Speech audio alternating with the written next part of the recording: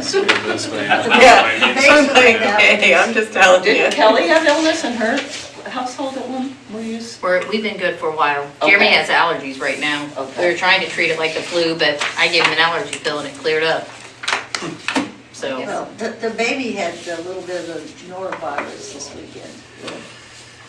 ready? Good. Welcome, it's to the board, the Fayette County School Corporation Board of Trustees Public Work Session. It's Tuesday, February 24th, and if we could stand and do the Pledge of Allegiance. I pledge allegiance to the flag of the United States of America and to the republic for which it stands, one nation, under God, indivisible, with liberty and justice for all.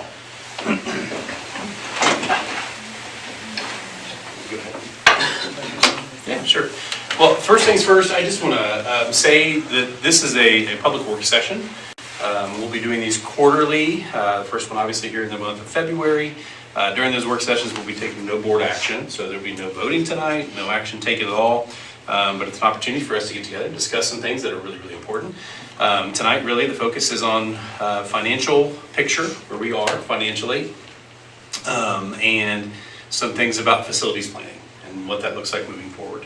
So to that end, we're going to start tonight with Thomas Barclay from Commonwealth Engineering is here tonight. We have talked before about the water concerns at Fayette Central. Thomas has done work with the city of Winchester. He's done some work with this particular project in the past, or at least what could have been this project. And so we invited him in today to give you an idea of what it might look like if we engage with Commonwealth to explore further. Maybe give you some context of past projects and past work that he's done. And I think we have somebody online too, maybe? Meeting hasn't been started. Do I need to start the meeting? Yeah, maybe you need to. Wait a second, I'll leave my phone over. We do have one individual from Commonwealth that's online as well, who has some context in regards to. He's with engineering. Commonwealth as well. Correct, yeah, this is Thomas. Yeah, so let me get him.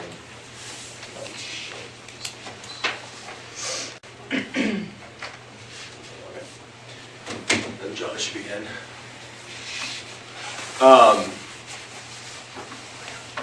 I'll wait to see that. I'm gonna mute. Like it's ghost hunters. Oh, Sounds like John's there. John, are you there? Yeah, can you guys hear me all right? Yeah, we can. Yes, we can. Coming in hot.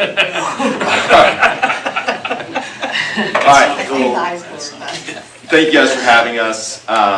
Thomas Barclay, I do business development for Commonwealth Engineers. I have John Wetzel on. He's our project engineer here in Connorsville for our Glenwood project of taking water out to the town of Glenwood. And presumably the school, if you guys move forward with our contract. I'll talk from a planning level. John will be answering technical questions that you might have. And then we'll be the team moving forward. I'm always in Connorsville for something, whether it's Glenwood for Connorsville as our client, or other things that we're helping the city with. So, and John's down in southern Indiana, and he's definitely our water expert at the company when it comes to large water basins and large water areas where you have multi-county water usage from a single entity. So so a little bit of background. We were approached by Jeremy maybe about 6 months ago or so, somewhere in that time frame. We completed a study for the city of Connorsville where we looked at their water utility, and then we looked at projects that they wanted to do. This is under the last utilities director, Brad Coulter. And he had given us a list of if money wasn't an option or wasn't a factor, what projects would the city like to see done? And one of those projects was taking money out to St. Jude. And then there's just some dead ends that are out there and taking those and looping those back into the system so that water doesn't stay stagnant. And it was a project that was expensive. We knew it wasn't intended to go anywhere. It was more just for a planning level purpose. Somewhere in the future, the city can say, yeah, we've looked at that, but here's the cost associated with it. So people, when they ask, why don't we pick up St. Jude as a water customer, the city can say, well, here's the document that shows why we don't do it, because from a city and our ratepayers, the ROI is very low.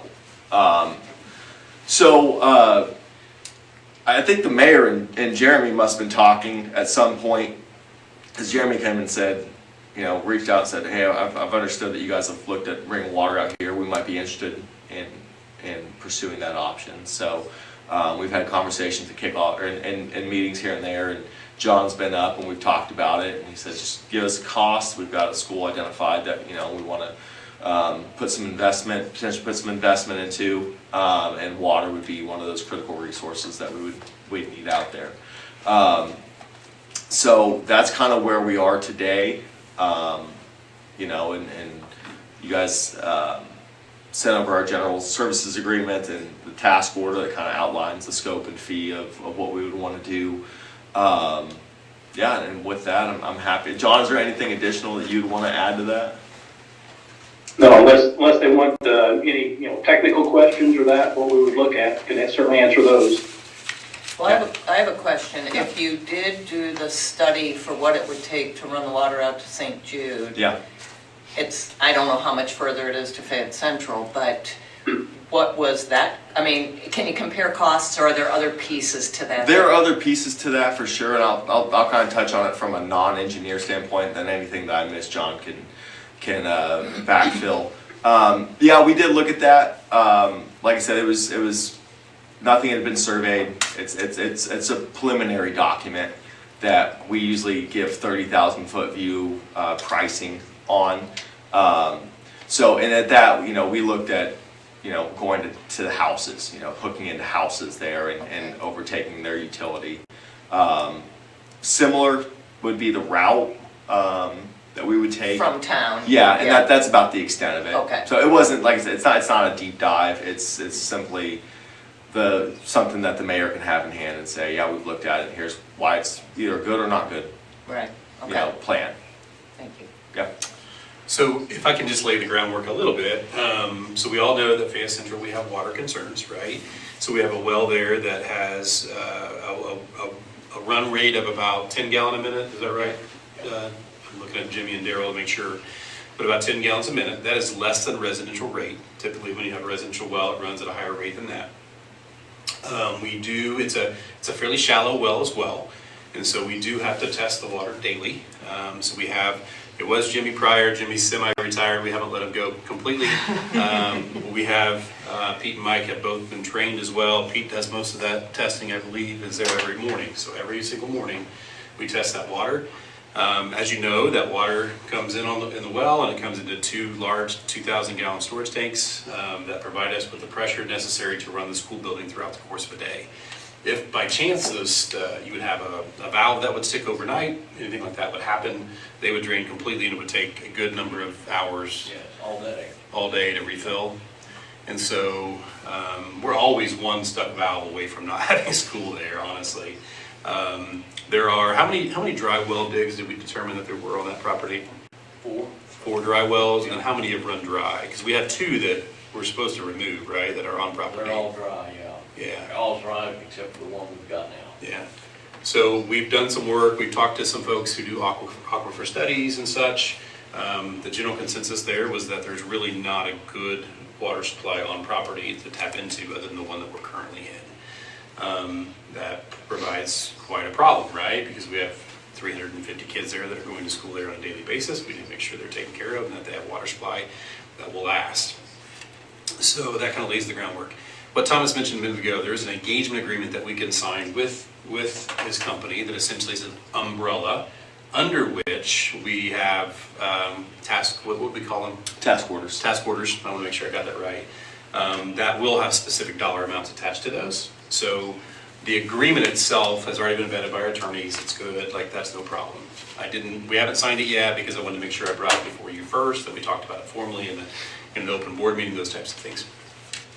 And then the task order, the specific task order that we have in front of us right now is around the $32,000 mark. Correct. Thomas, can you tell them what they get for that? Yeah, and that's more John, because Okay. that'll get into the deep dive on the technical side of it.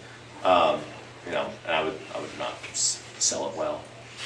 I really wouldn't. He can talk, because, you know, I would say, oh, we're gonna study it, and you'd be like, well, what are you gonna study? And I'd say, John, tell them what they're gonna study. So John, tell them what they're gonna study. Yeah, just around the Connorsville system, I don't know how many of you are familiar with their system, but the nearest facilities that they have to the school, they've got a main that is along County Road 200 North by Elephant Hill Drive.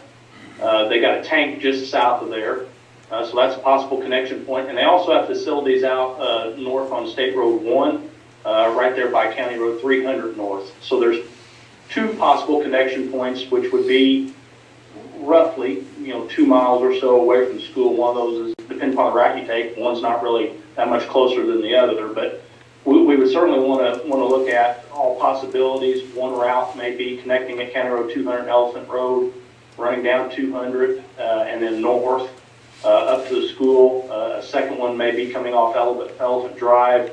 There's not much on Elephant Road as it comes to the north of 300, but that's another possible route. And then we would also want to look at the possibility of connecting along County Road 300 north at State Road 1 and running that to the west to the school. One thing, just looking at Connorsville system and the topo and how the school ground lays, their tank overflows are about a 1050. You got to kind of go uphill to get from the city to get to the school. So the school is a little over 1,000 elevation.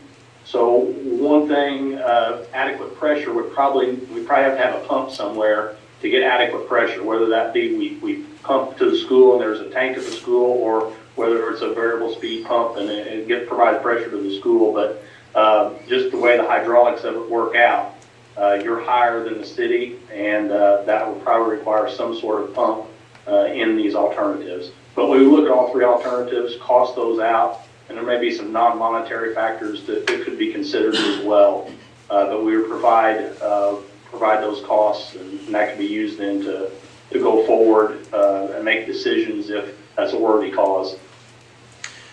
And Thomas, one of the things, talk to me really quickly about the component of the work that is essentially helping us seek after funding, right? So I know that's a part of this. I know you help municipalities and government entities seek after potential funding that's out there, whether that be through Jefferson Treves' office or other avenues. Talk about how that fits, and do you have to have what John's discussing as far as that preliminary plan, the dollar amount, all those things to seek a lot of that funding? Yeah, you do. Because, you brought up Congressman Shreve, and, he was he's the first one to give us money for the Glenwood project, and that, that was because we had a project that was ready. We were able to give them dollar figures and say, this is how much we would like to receive from your office, and this is kind of the impact it would have on the project. So that's one piece of it. Second piece is, if we want to secure money from the state needs this. We have to submit it through it's called the State Revolving Fund, the SRF. They've got a technical engineer on staff that reviews all those documents, and she checks all the boxes and makes sure that she's not engineering the project, but she's an engineer by trade, so she's looking at everything that John sends to her and just kind of seeing if it passes the SNP test. And there needs to be dollar figures associated with that, so that they can kind of know. They have their ratios of their debt coverage ratios and stuff like that. They like to see median household incomes, and one thing that you guys do have going for you that serve you very well is you have a ton of kids on free and reduced lunches. That's a big check on the state's box. As well as cleaning water to kids. It's kind of hard to say that's not a good thing. It's hard to say no to that. It really, you got to pull on all the heartstrings when you come to the state. They want to do good projects, but they like them more whenever they're to kind of hit all the core tenets that the state likes. So yeah. Good deal. Hey John, I know that when we met in the mayor's office several weeks ago, you had given me a dollar figure for what you believed that project to have been estimated at previously. Do you recall what that number was? Yeah, and I think what you're talking about there is what, in the Connersville report, where they were looking to go to St. Jude and pick up St. Jude. Rough dollar figures would have been in the $5 to $6 million range for that. But they, again, as Thomas indicated, that would include bringing service to some of those St. Jude customers and replacement of some lines along the St. Jude area there as well. Could we make an assumption if it was a dedicated line just to the school that wouldn't have as many hydrants and taps that it could be cheaper? There would be that possibility, yeah. Sure. Okay. Great. Daryl, why are you shaking your head no? I'm just curious, because how many pumps do we have to put in to do that just to the school? Would that equal what we would be paying for the houses? Yeah, are you talking about booster pumps? Yeah, I don't know. I They should assume. have figured a pump when they did it for the houses too. I mean, they're still gonna have to pump it to get it up to the Yeah, houses. it should, you're good. You guys aren't that much further past. Yeah, you don't I have that mean, you're much right there in elevation. St. Jude, aren't you? Just, Would there be yeah. an additional pump added to get pressure to the school from those houses? Well, you wouldn't be stopping at the houses, you'd be going past the Are you on houses. St. Jude's? Um, you know, the St. Jude piece would be a completely different. Are you St. Jude as well? Did you have somebody?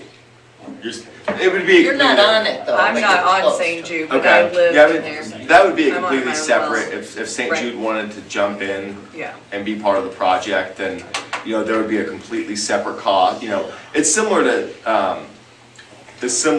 you know, let's take the Glenwood project, for instance. We're building a line, we're gonna build a line for Glenwood. If somebody additional wants to connect into that, they're gonna have to pay the difference in it. You know, and the same would be for St. Jude, if, you know, they find out that we're getting water to the school and they wanna abandon their wells, and hook into that line also. They just pay their own fee then. They don't share in the cost of the. Well, project. it would, if you're on St. Jude and you guys are an independent water system, you could probably go through Okra or something like that and get $750,000 to do the project. You can't, sorry, because you're not residences. But Okra also has grant money available to businesses. For us, they do on some things. They're a weird entity or a weird state government. For water, it has to benefit residents. Okay. For water and wastewater. So yes, they do have other stuff. They have business stuff that you can redo the facade on your building and stuff like that, or beautification, art stuff. But for water and wastewater, it has to benefit residents. Okay. And so And we can't, unfortunately, we can't go through the city either, because the city is in the middle of doing an Okra project, and then they have a 5-year window that you're allowed to do, they have to wait 5 years. this funding that you talked about, possibly federal or state funds, is it a cost share thing? Or is it full cost? So the one with Congressman Shreve's office, if they run it, once again, there's a variety of places they could route it through. Typically, for infrastructure, they route it through the EPA, and it's an 80-20. So you guys be on the hook for. So Glenwood got $1.25 million, so it's $1 million grant and a $250,000 match. And the same up in Dublin. Dublin got the exact same grant from Congressman Shreve. Did you work with Dublin as well? Those are both, yeah. I'm not gonna say we got all of his, but Yeah, and I will say that I was in a meeting a week and a half ago or so in regards to that particular pot of money, and there was a preliminary application. I did fill that out. It's early, obviously, but it's on his radar because I did meet with him last week in a visit to Nova, and he knew exactly what I was referencing, which was good. And additionally, I have had those conversations with his staff as well too. And Megan, who was the administrator of that, for better or worse, is a Rushville. She's from Rushville, so she has a heart for this part of town. She's not, a DC person who is from New York or nothing against people from New York, but she's from the region, from the area.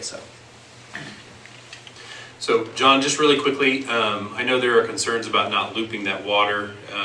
Will that be part of that study in regards to whether or not it's viable to not loop that? Yeah, obviously in a water system, there are some benefits if you can create a loop in the water system. If you have a leak on one main, you can feed it the other way. Reality in your situation, though, would be that those loops are going to be fairly long to get it looped back in, and that would increase the cost of the project, but that would be something that would be discussed in the report. One other thing that I probably should have mentioned, it would be very important to document existing facilities that you have, condition of those facilities, and also any water quality testing, that kind of thing that maybe you have, and if there's any emerging contaminants, that kind of thing, that would be important to include in that report as well. So I should have mentioned that a while ago too, depending upon what you may have on site or water quality issues that could open some doors potentially for some funding options as well. Okay, and that's a great point to piggyback off of that. You know, when you do test the water, you know, if there are things, you know, nobody wants to, heck, all the water has something in it. It just depends on what can get filtered out and how high of a, you know, quantity it is. You know, when we go to the state and we say, what money do you have available besides your normal pot of money? They have what John referred to as their emerging contaminant money, and it's kind of their discretionary fund. It's where they get to find projects that they like, and they say, what do you have in the water? And we say, we have this, and they say, okay, here's some money. Am I wrong about that, John? No, that's correct. So you got to play the game with them. So and thankfully for that, that's a completely separate pot of money, and that is typically 100% grants. They just say, here's a pot of money, go fix that issue. And if that issue is running water, then we just kind of add it to the bucket of funds that have been committed. So once again, it's a school, and everybody wants kids to be healthy, and sure, this is one of the easiest ways to provide them with clean water. Do we have a record, like a timeline of when we've tried to, where we've dug dry wells, or we've had dry wells, or when, I mean, weren't there 2 wells that were running for a while out of Fayette Central? There were 3. There were 3. One time, and the 2 went bad. And Like how long ago was that? years. Years, Yeah. okay. Yeah. It's been operating on one It's been for, so long that IDM has warned us probably 3 times verbally to destroy them. And we haven't, because everything's up in the air, so they're still above ground, and we've got to get them below ground. So. Any communication with IDEM as well would be very important. Absolutely. right, that's what I was asking So about. it all builds a picture, and the picture is We've got kids that need water and we. clean, safe drinking water for children. Unless to answer that question further, there's a site online through the state that you can actually go to and see all of those well digs. And Okay. and it tells you date of dig, like all of those things. I think it even tells you rate, and am I right when I say that? Yeah. Yeah, because I've got all of the file in the office, but Right. Remember when we had, sometime this year, wasn't there something, the water was off for a bit? Like, what was it that? was a one? breaker. It was a breaker. Luckily, we were worried. Yeah. Okay. We didn't Yeah, have they were at water first school. thing in the morning, and they were doing some work out there, and I think they killed a breaker and forgot to put it Even back in on. that, it was half empty. The tanks were half empty. Really? Just from that time period of it being off. And John also painted a picture at 10. How much you pumping? Well, really, it's about 8 gallons a minute. Yeah, I mean, that's Watched not it, adequate for fire But it's flow. wrote down as 10. Yeah. But we watched the well, so. Yeah. So, we're getting ready to increase the fire flow to the high school with the water project that we're doing for the city. Right. So, yeah. It's- What's a good rate? John? You said a good rate? For Yeah. fire protection. Depends upon the sprinkler system, but boy, for fire protection, you could be talking 1,000 to 1,500 gallon a minute. So what do we do if we have a fire? What's the state You sent the tanker minimum? truck- Like, you what's sent their the standard, tanker John? truck out. Yeah, and Yeah, they just like filled it. fill a big tanker truck, just like they do if anybody that lives out in the country away from a fire hydrant. But School full of children. for a school, that's different. Yeah. I mean, Will it's that not great help for a with the home, I'm grant? not saying that, but we The don't- hydrant is always, a better option. Makes life a lot easier. And we would, obviously, if you had a dedicated line there, you're gonna have a hydrant, you're gonna be able to. Right, hook in. right, So- that would be, that's what I'm. Thomas, do you have a question for John? Sorry. No, I was gonna say, John, do you know the state, like, what's the requirement for fire protection? Well, it depends upon the construction of the building and there's a lot of different factors that go into that. There's no one set rate. But, if you have sprinkler systems and a pretty decent sized building, you're probably looking at that 1,000 to 1,500 gallon minute range. So, obviously, you guys have been around for a long time. You know this is not a new problem, right? This is one that we've kind of limped along with for a long time, it sounds like. But it's one that's kind of staring us in the face right now as we make decisions as far as what's next for the school corporation in terms of building inventory. So, I wanted Thomas to be here to be able to discuss what that looks like and what, if you choose to engage with Commonwealth, what you get for that and what the next steps would be. And so, I'm planning to bring that back before you at our regular meeting in the month of March. The engagement agreement, and also the task order, to say, is this something you want to do? You want to step forward into this agreement, to go ahead and take that step. So do you have any other questions for either Thomas or John while we have them? Well, this is just this is not critical to all this, but then, let's say you go with the project, how long, what's the time frame from when you start the project till you have water out of building, Yeah. like that distance? So, and I'll let John talk about timelines, but typically, and I also want to say, I'll have to check on this for a school. I don't know why it wouldn't be, but municipalities, typically the planning process, which would be the 32,000, is you can put that, we'll put that in construction of the project, and you guys can get that refunded back to you. Right. So Yeah. I used to be out for a year or Right. two. So typically we do a planning phase, which is what we're talking about now. John, planning for this would be what? We call out 90 days to get a draft report back to the corporation to look at.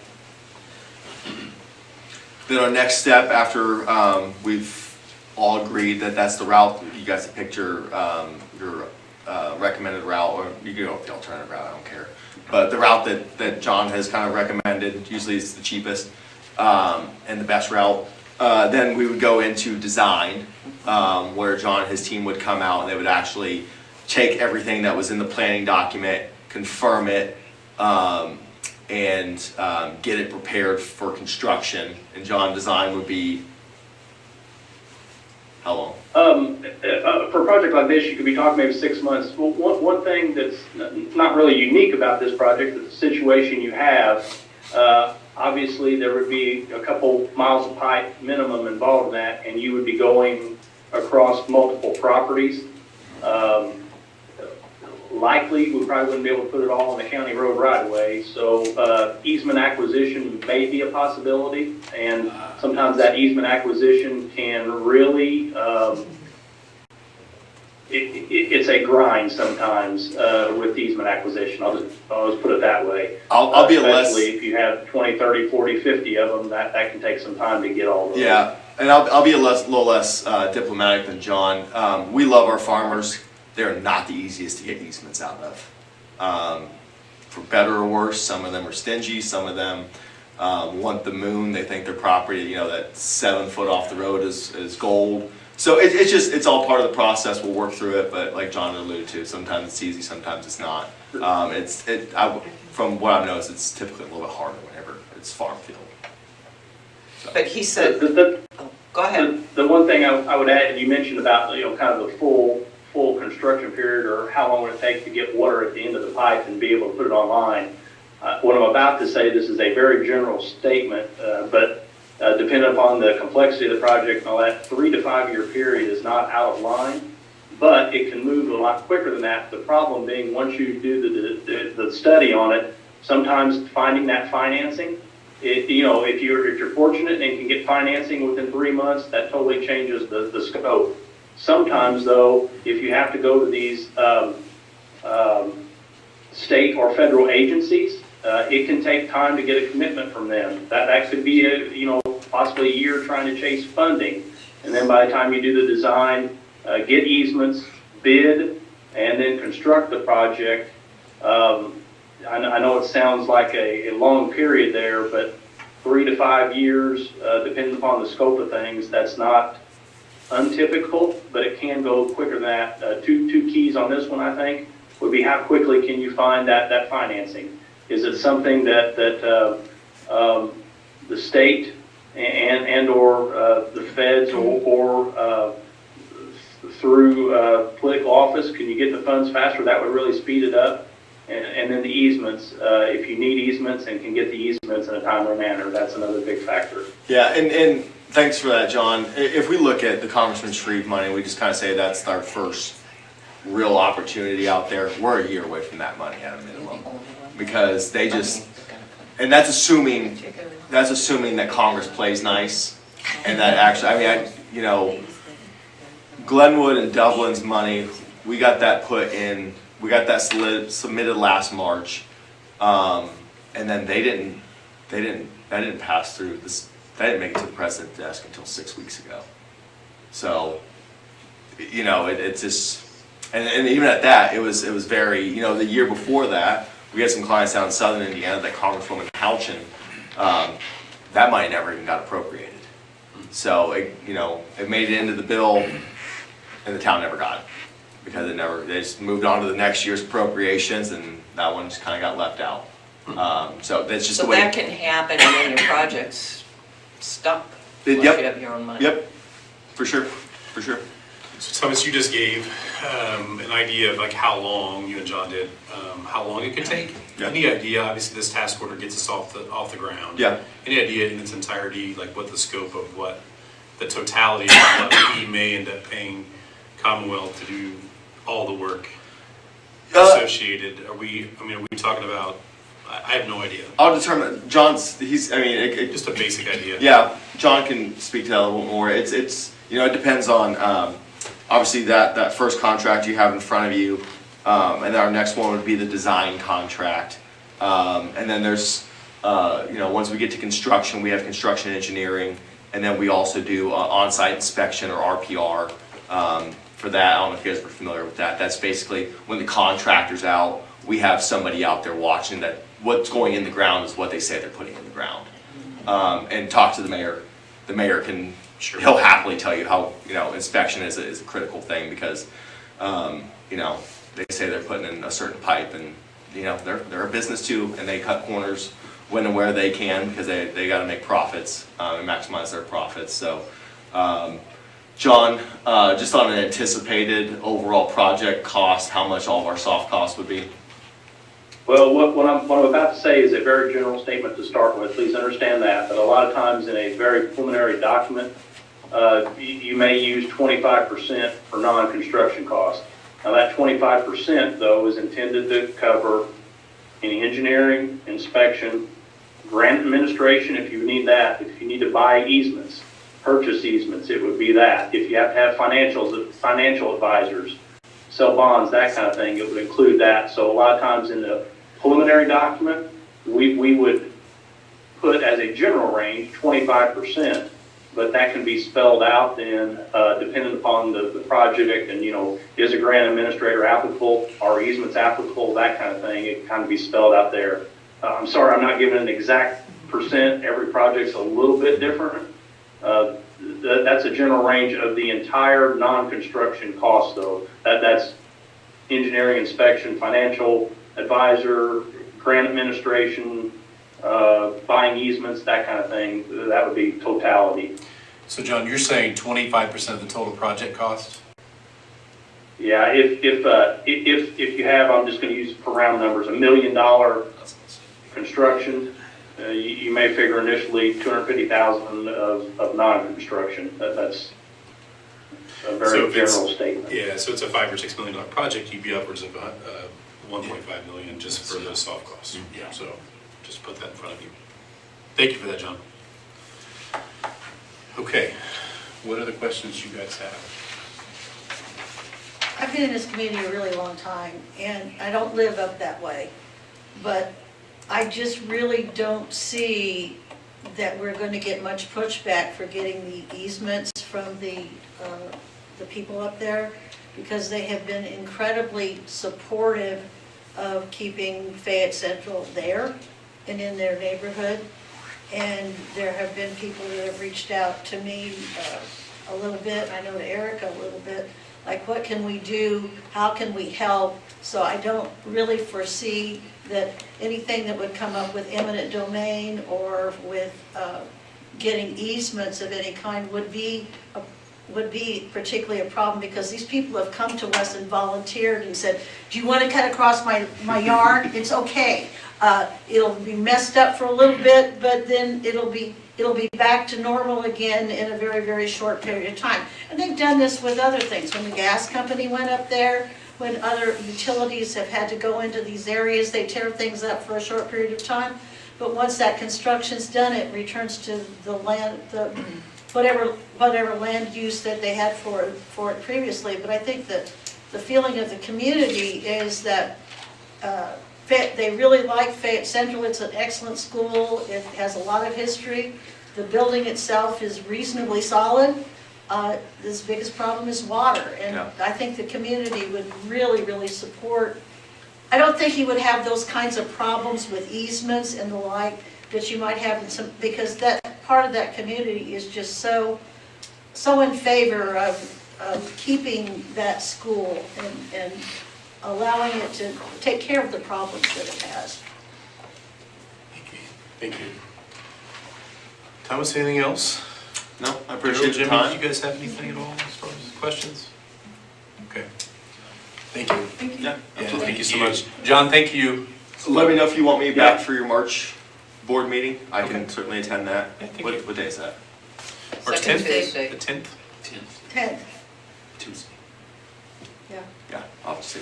Okay. All right. I got like 7 other board meetings that I was hoping you would say it was, I think Monday, next Monday is the council meeting here. Second Tuesday tends to be a busy time for meetings, so. Yeah. It's also when Dublin's meeting is, so maybe I can go see my friends up in Dublin there that you come go. down and. Yeah, I'll let you know. All right. thank you. Okay, thank you so much. Thanks. Appreciate it. Thank you. Thanks, John. Thank you, John. Thank you, everyone. Appreciate it. Yeah, have a great day. Thank you. All right. Okay, so we're going to jump in. I just want to apologize in advance for the length of this presentation. There's a lot here. Some of it I'll go through rather quickly because some of it is review of past presentations that we've gone through. Some of it's completely new. But I do want to set the stage for where we are so that we know where we're going. It's really, really important, right? So when you get in your car, obviously you have your Google Maps, you have your whatever GPS you're using. Your starting point matters, right? Greatly to determine where you're going and how you get there. So, do we have to scroll? How do we do this, Terry? There we go. So background, just a little bit of background. The General Assembly obviously made some significant changes to the way public schools are funded. And those changes obviously are going to have huge impacts on school corporations, including ourselves. We are not unique. Hear me. We're not unique. In fact, we're well positioned, better positioned than many school corporations in terms of our cash balances. We'll talk about that a lot as far as what that looks like. So as you know, the school funding is buckets in the state of Indiana, right? So we have 3 buckets that are essentially locally funded. Those are operations, which comes from essentially your property tax, your debt service, which pays your mortgage essentially, also comes from property tax, and then a referendum, if you would choose to ever do that. And then of course we have our education fund dollars, which come from the state, right? And those come based upon the number of students you have in classrooms, right? Your ADM is directly related to that. So your ADM times your per pupil funding gives you essentially the money that you have in your education fund. You've seen these, actually Jim just showed these to you very recently. And so this is essentially fund balances according to which fund they are. I'm going to go with that pretty quickly. This is a historical picture of expenditures in comparison to revenue.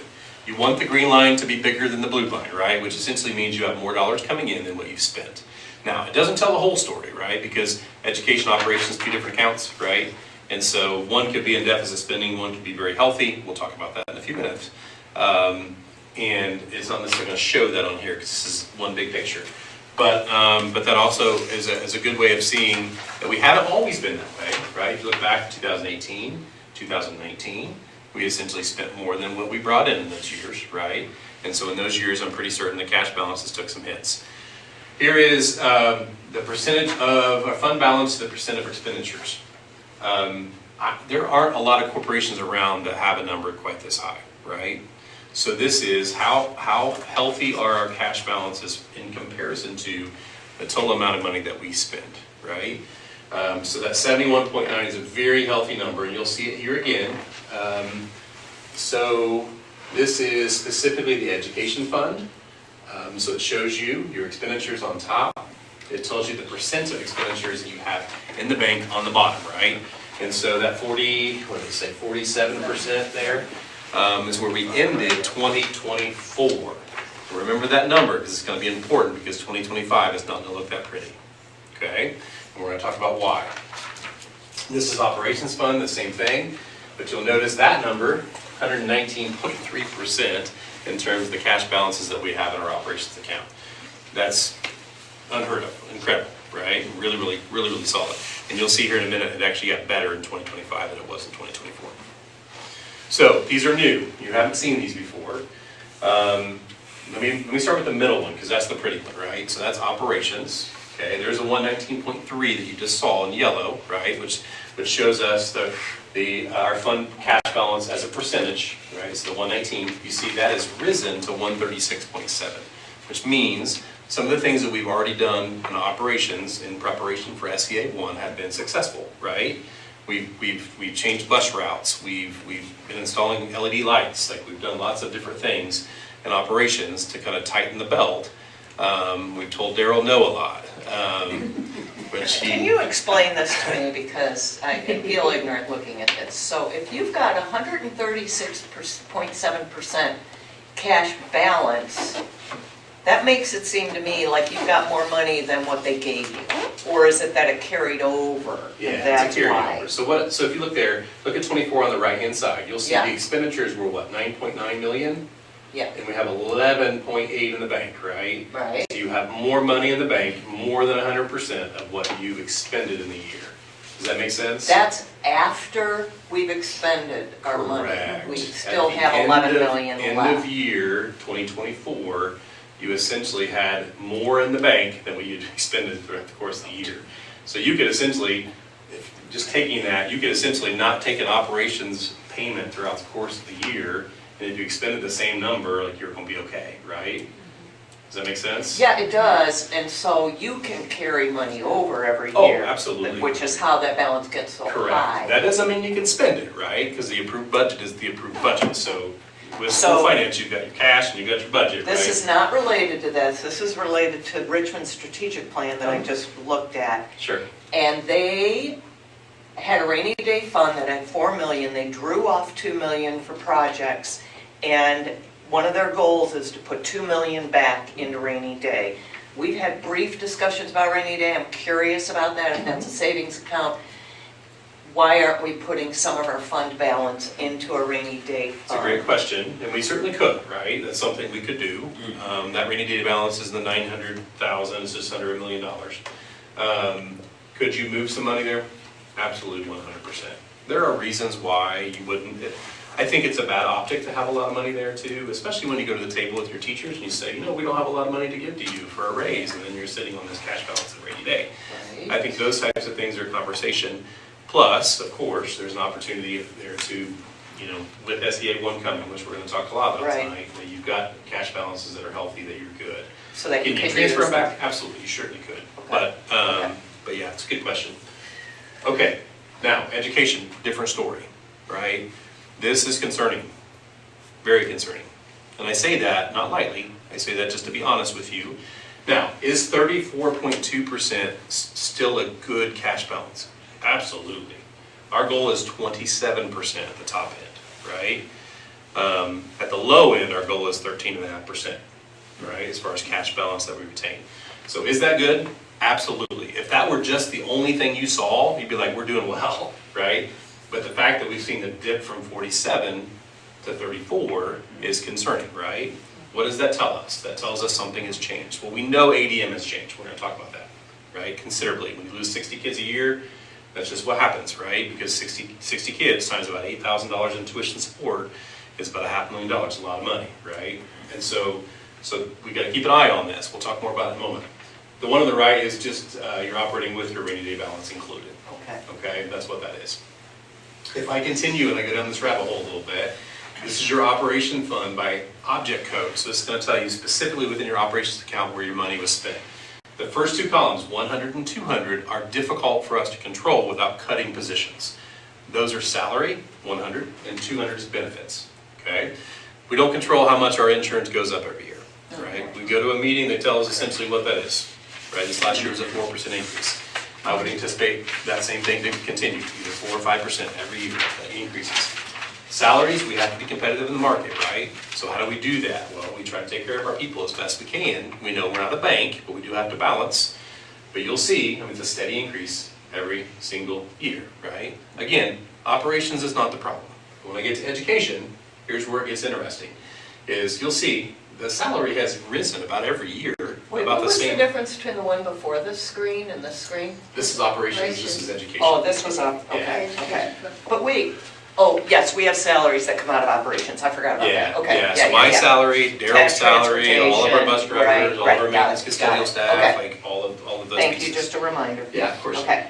So 100 here, same thing, this is salary, 200 is benefits, right? We have control, but we don't have control, but that's, you see, the 100, like our increase in salary the last couple of years has been pretty consistent with previous years, right? Like No, we didn't get raises, they didn't get raises for years.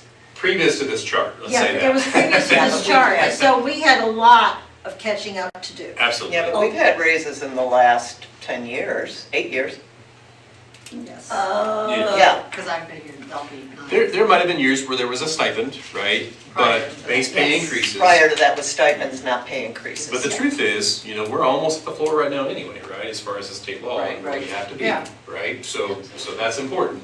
200 GC benefits, but if you go all the way up here, I think this one's the one that's interesting for us. This one right here, this is 600, this is supplies. What changed this last year in terms of supplies?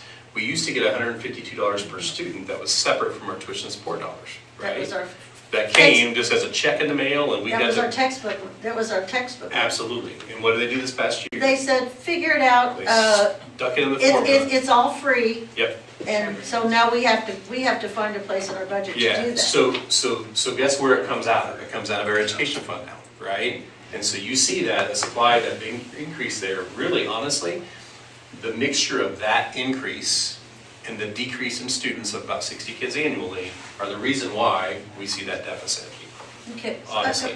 But we take 15% out of the education fund and put it in the operations fund. We're gonna talk about that. Okay, because my thing is, if we're running short in the education fund, and this is, and I'm putting down the operations fund by Sure. straight to the imagination, but, the education fund is the one that more specifically perhaps impacts our kids. Sure. And I know that we can take up to 15% out of education to put in operations. And clearly operations has done a really good job over the last few years in cutting costs. Yeah, no, you're not wrong.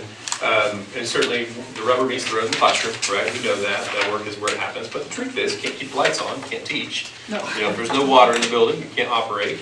So there are Well, things. Also, you have legislators who do not want to see you keep that 15%.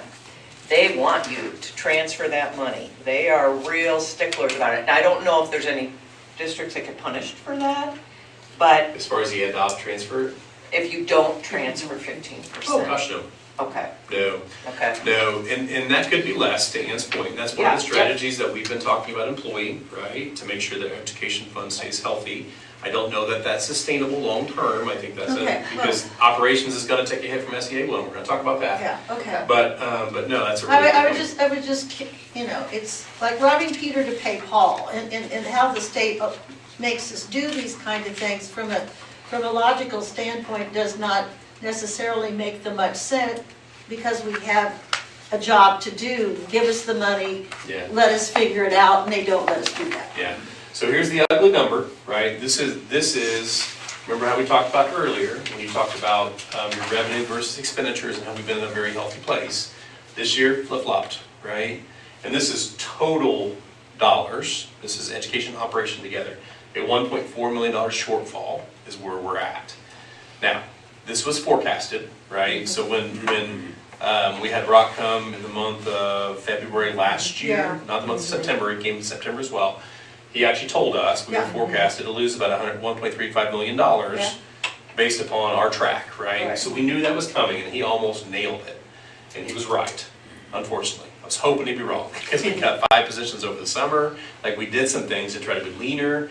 We took some full-time positions to part-time positions, and it just wasn't enough to ward that off. You'll see there about 450,000 next year is what's forecasted. Get back in the black in 2027 is what the forecast is. And then the perfect storm that we've been talking about in 2028 is coming. Now, that number's not that bad, is it? 480, especially when you look at the 1.395 this year. Yeah. Let's get in the weeds a little further with that. This is a projection of what things look like, assuming the top line, the kind of greenish line, would assume no pay increase for any employee. Okay? So pay stays exactly the same. The blue line is assuming a 1% increase. Not much, right? And that's what happens to cash balances. And then the purple line is a 2% increase in pay annually over the next, well, to the year 2030. And we did 2% this year, We right? did 2%. And we're talking about classified staff when I say 2%. Yeah. Yeah, so the right. certified staff got $1,000 essentially is what they got. The green line is the 30% cash balance that we strive to be at. I told you it's 27, but this is showing 30. The yellow is 15, which is really the floor, and then 5% is at the bottom. So if nothing changes, right, assuming everything's the same, now it does take inflation into consideration here as far as the cost of goods and services, but that's where we stand to be with total cash balances by 2030, assuming those things as far as the 1% or 2% increase. I'm kind of confused by this. What's the dotted lines? The dotted lines are those cash balances. So Okay, so green they're slowly represents- growing, right? look, maybe that's just From the way that it 2025 to looks because the 2030. line wasn't drawn straight. Oh. But it should be, it should be, It yeah. looks Line's like supposed it, to be right? flat. Yeah, I think it is. Should be flat, okay. Yeah. All right, Okay, got good. it. We all following so far? Yes. Yeah. I know it's a lot. Here's our anticipated budget for this year. I say anticipated, we're into the budget year already. We're 2 months in. But remember, operations is about 27.5%. It's $12.1 million. Our debt service is $4 million, it's about 9% of our budget. And the education fund dollars, to Ann's point, it's the biggest part of our budget, right? This is where the money goes. 63.3% of our budget, $28 million, okay? Just want to go through this very quickly. We know net AV is important, okay?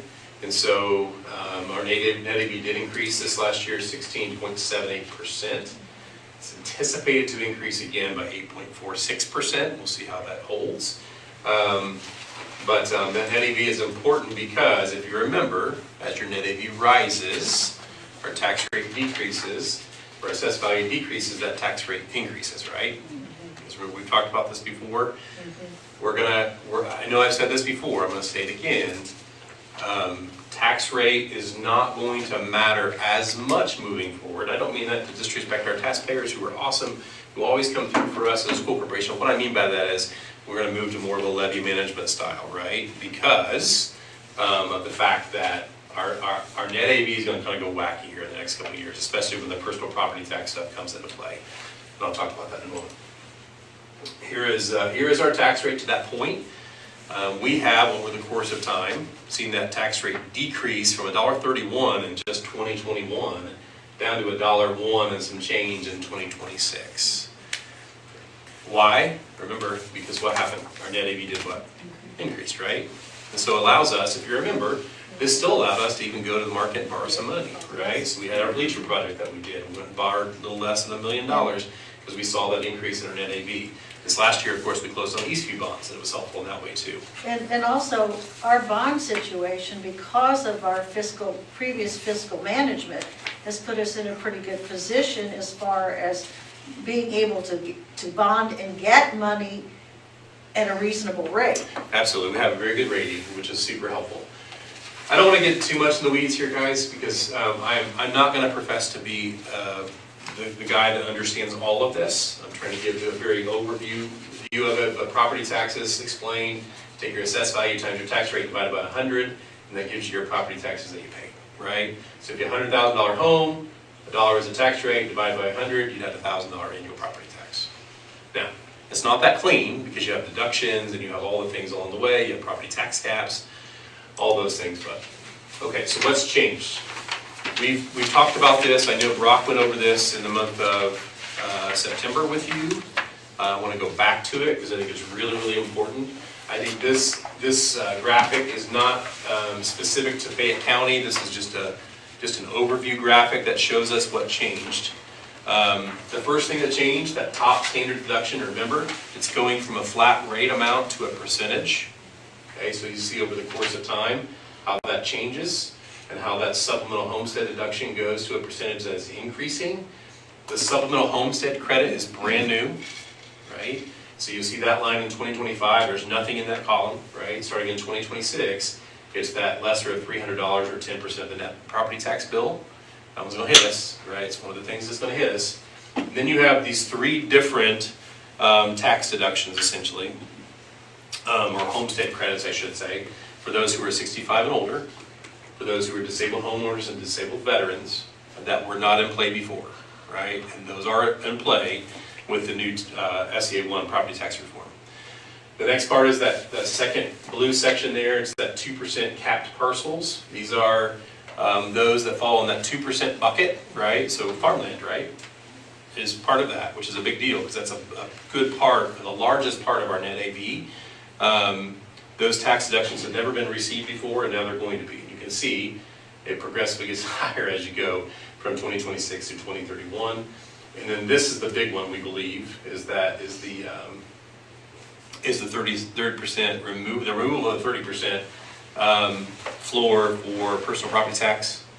You guys remember what that means? Essentially, that floor is going to move up to $2 million, right? Starts at 80,000, then $1 million, then $2 million. Essentially, those things that are under that will not be taxed, right? So, in my mind, it kind of encourages businesses not to grow. That's my thought. But it's going to hit us, right? All of those things together equal less property taxes paid by individuals in our community. That's great, right? As property tax payer myself, I understand that. But the flip side of that is less property taxes paid means what? Less money. Less money for the school corporation, right? As the largest taxing unit, one of the largest taxing units. Same thing is true of the city. Okay, Mayor Frank and I talk about it all the time. What does that mean for him? That means reducing services. I mean, that's ugly. Like it's not good. But it is where we are. So, why it matters? It matters because we're trying to provide good opportunities for kids and keep buildings in good shape and all the things that we do with our operations dollars, and it's going to make it harder to do that. So this is the most recent run as far as what we're looking at. It's a little hard to fully understand this because understand when we look at the reduction is a decrease to the increase, right? Does that make sense? Yeah. So it's not necessarily true numbers, but here's the $491,000 to $500,000 essentially that we plan to see as a reduction from the increase starting in 2028 that we've discussed. This is just an example that Brock had shared previously of what this looks like from the old system to the new system in regards to the dollar amount that would be pulled in essentially because the tax deductions and the increases. Of course, as those increase, those tax deductions increase, then obviously the money that we pull in decreases. I'm sorry I'm moving through this quickly, but there's a lot of slides, and if you have questions, please. So basically, so that bottom line, is that basically what the property taxes will bring in? This is the net assessed value down here of this property. So you'll see old system would have had that at 44.9 and 26. Now it has it at 41.5, 458. Big difference, right? Yeah. Now $3,000 in net assessed value is not a big deal when you multiply that times every property across the entire county. It's a really big deal. Okay. All right. This is an interesting one that shows what that net AV will do The old system is the green line, the new system is the yellow line. We see that kind of flatten out starting here around 27, 28, right? And so that again, that's a big deal for us. And what that could potentially do to the tax rate, here it is, in order to essentially pull in the same amount of money, that tax rate is going to have to do what? It's going to have to increase.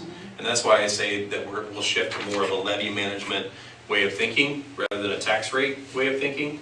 And so in order for us to operate, we need a certain dollar amount, and we're going to try to get as close to that as we can, which means inevitably our tax rate's going to go up. I mean, it just is what it is. Now, does that mean people are going to pay more? Not necessarily, right? Just the same as when tax rates go down, it doesn't mean that, you know, the opposite isn't true. So, okay, this is an important one too. I'm sorry, this is all a lot of gloom and doom, and I'm so sorry, but it is what it is, right? So this legislative services just came out with, not legislative services, the company that does projections, I can't remember the name, but just came out with these projections a few weeks ago as far as what the projected impact is going to be to our circuit breaker. The circuit breaker hits us hard. I forgot to bring that, but I did look, Les and I were talking about it one day, and how we're in the top 10% of school corporations in the state. And I did the numbers, I think, on your Friday letter one day, it was like 20-something out of however many school corporations there are in the state of Indiana, but we're deeply impacted by the circuit breaker. Because we're rural and we're not in the donut, and we do not have the industrial tax base that we have that other people have. Remember, those tax caps are essentially, or those circuit breakers, essentially the differential between what someone would have paid and what they actually paid because they hit the tax cap, right? And that differential essentially is lost money that we could have brought in that we don't bring in. Does this make sense? I've got a question, I don't know whether you can answer this or not. When you're talking about the city was very, very generous for years in giving tax abatements for new companies that were coming in, and some of them that they got huge tax abatements simply did not work, and they left, and it left us with a shortfall. In your talks with Mayor Frank, is he aware of this? Because if the city is going to try to get new industry by giving them a tax abatement, that sounds good as long as they stay and actually provide the services that they're supposed to do. But unfortunately, that has not necessarily been the case with some of the industries, and we've lost several of them that I can think of right off the top of my head that the city came in, oh yeah, we'll give you a tax abatement for 10 years. They're here for 2. We're stuck with it for the next 8 years. Sure. I don't want to pretend to know a lot about tax abatements because I don't. I know about TIF districts, right, which ours is very large. Yeah. We still benefit from a TIF district. The development that's in that obviously helps our net AV, which is a good thing, right? And so while we don't receive direct benefit from those taxes that are not collected there, right? We do receive benefit from the net AV increase from that development. We have to, when you were talking about moving to a levy system, I think we have to look at the entire picture. Not only the school corporation, but we have to have a good relationship with the other taxing entities in the county. Oh, with that question.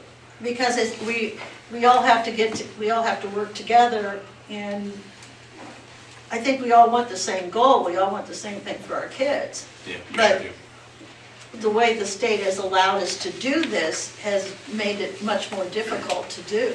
Yeah.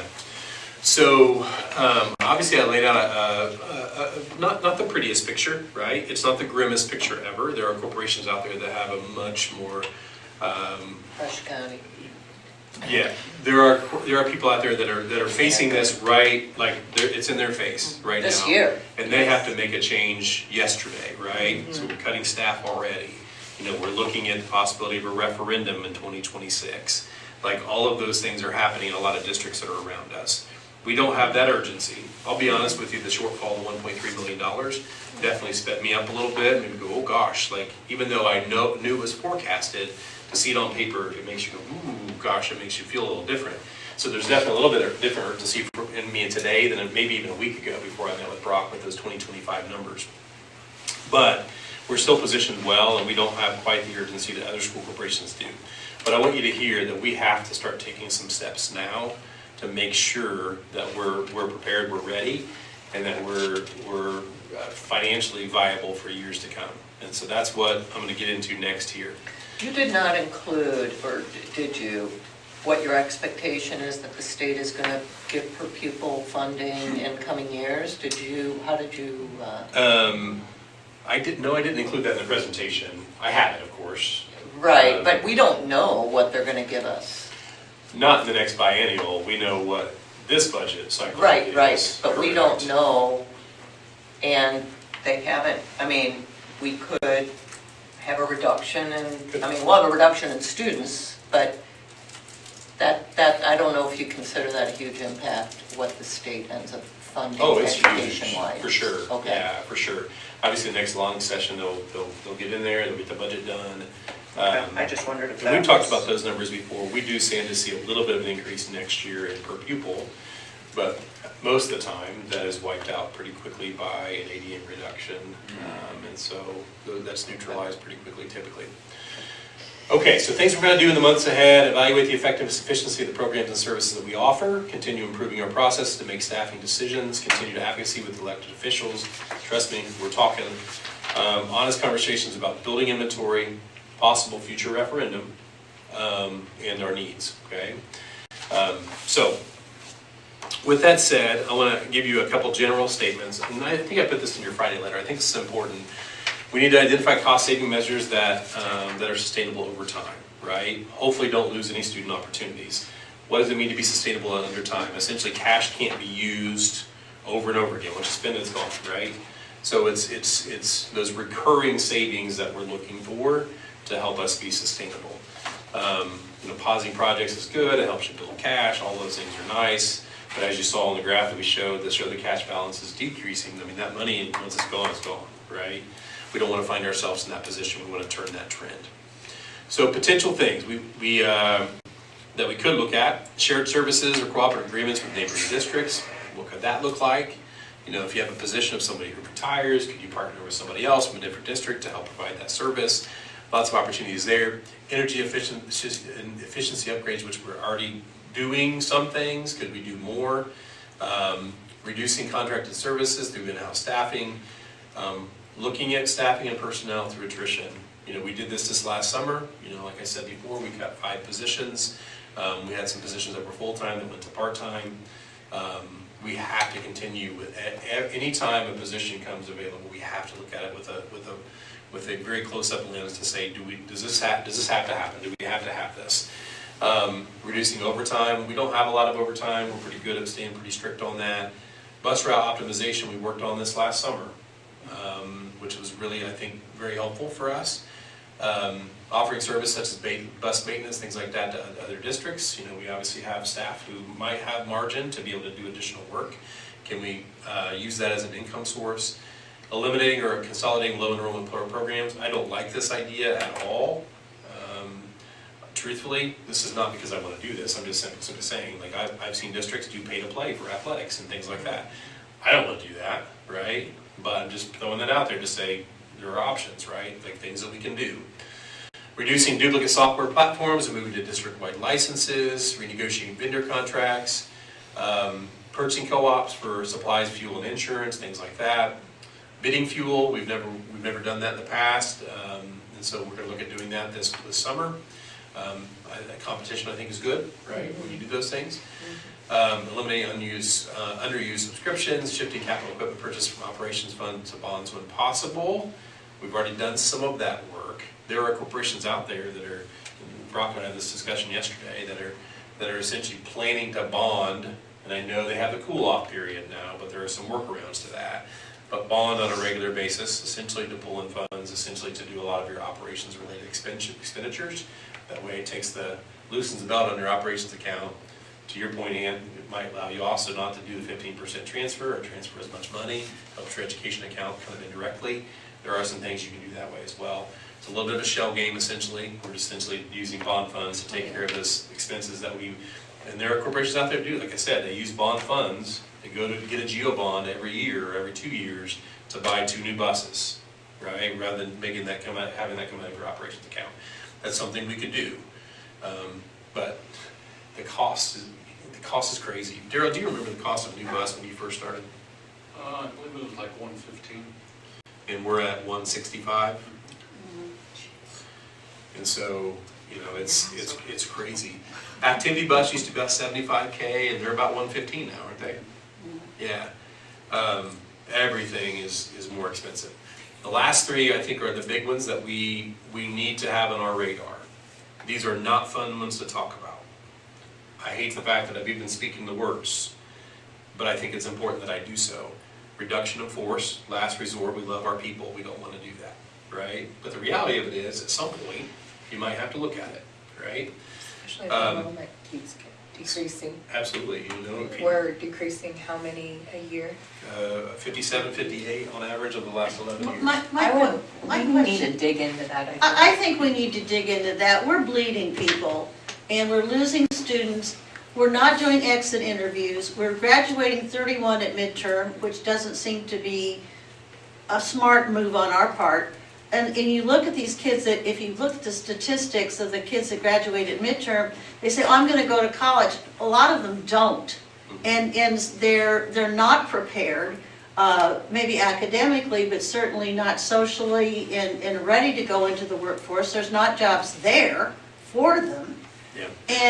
And it's counterproductive. Why are we losing so many kids? Why are we losing kids to homeschool? And please do your thing on virtual in the paper, because maybe this is the old school teacher in me. You can't reach a kid if you can't teach them if you can't reach them. And I'm looking around this table and I've reached a lot of the people here, but it's that one-on-one, it's that relationship that we build with our students that makes us what we are. And we're not doing a good job of that if we're losing 31 kids and we're losing other kids to brick and mortar schools around us and kids to virtual. A lot of it is leftovers from COVID, I think. But I think we really, really need to address why are these kids leaving? Why are parents not wanting to send their kids here? What are we doing wrong, or what are we doing right? And I think that's where Lauren's thing will be really helpful. If I could, because we had such good feedback from that. If I could speak to that just really quickly. First of all, I want the board to know and our people to know that our teachers are working really hard for kids. Oh. But I think to make an assumption that something's egregiously wrong with the work that's happening in the classroom is a false assumption. And I think that's dangerous. I think we have to be careful there. Well, I think that might be a perception, though. Yeah, possibly. And I think that's part of the problem. There is a perception, the perception and the reality, but in a small town, I'm sorry, perception becomes reality very quickly. I haven't talked to a superintendent around who is growing in enrollment. Everybody's shrinking. And I think the elephant in the room is not some egregiously bad thing that's happening for kids in the classroom. I think it's the fact that we have systems in place in the state of Indiana that allow families to pull kids to virtual school. We lose 150 kids a year to online school. That's an egregiously large number in my mind. And those are different from homeschool families.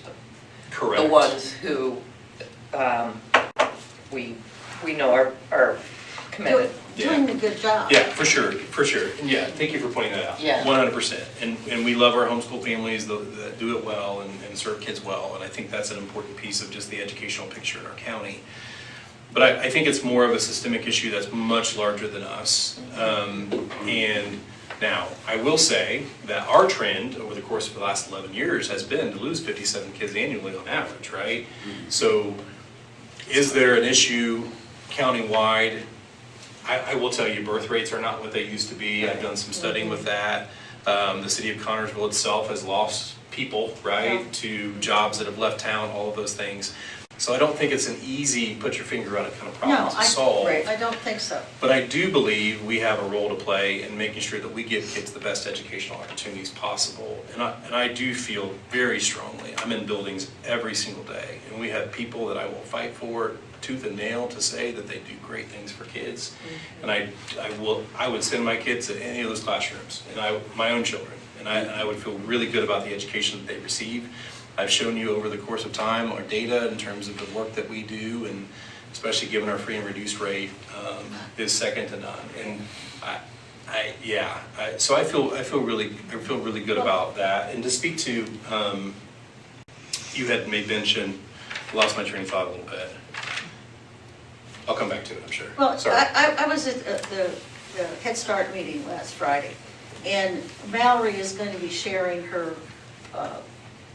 data with us, and it was startling to me where we are. Is we have 134 kids in Head Start.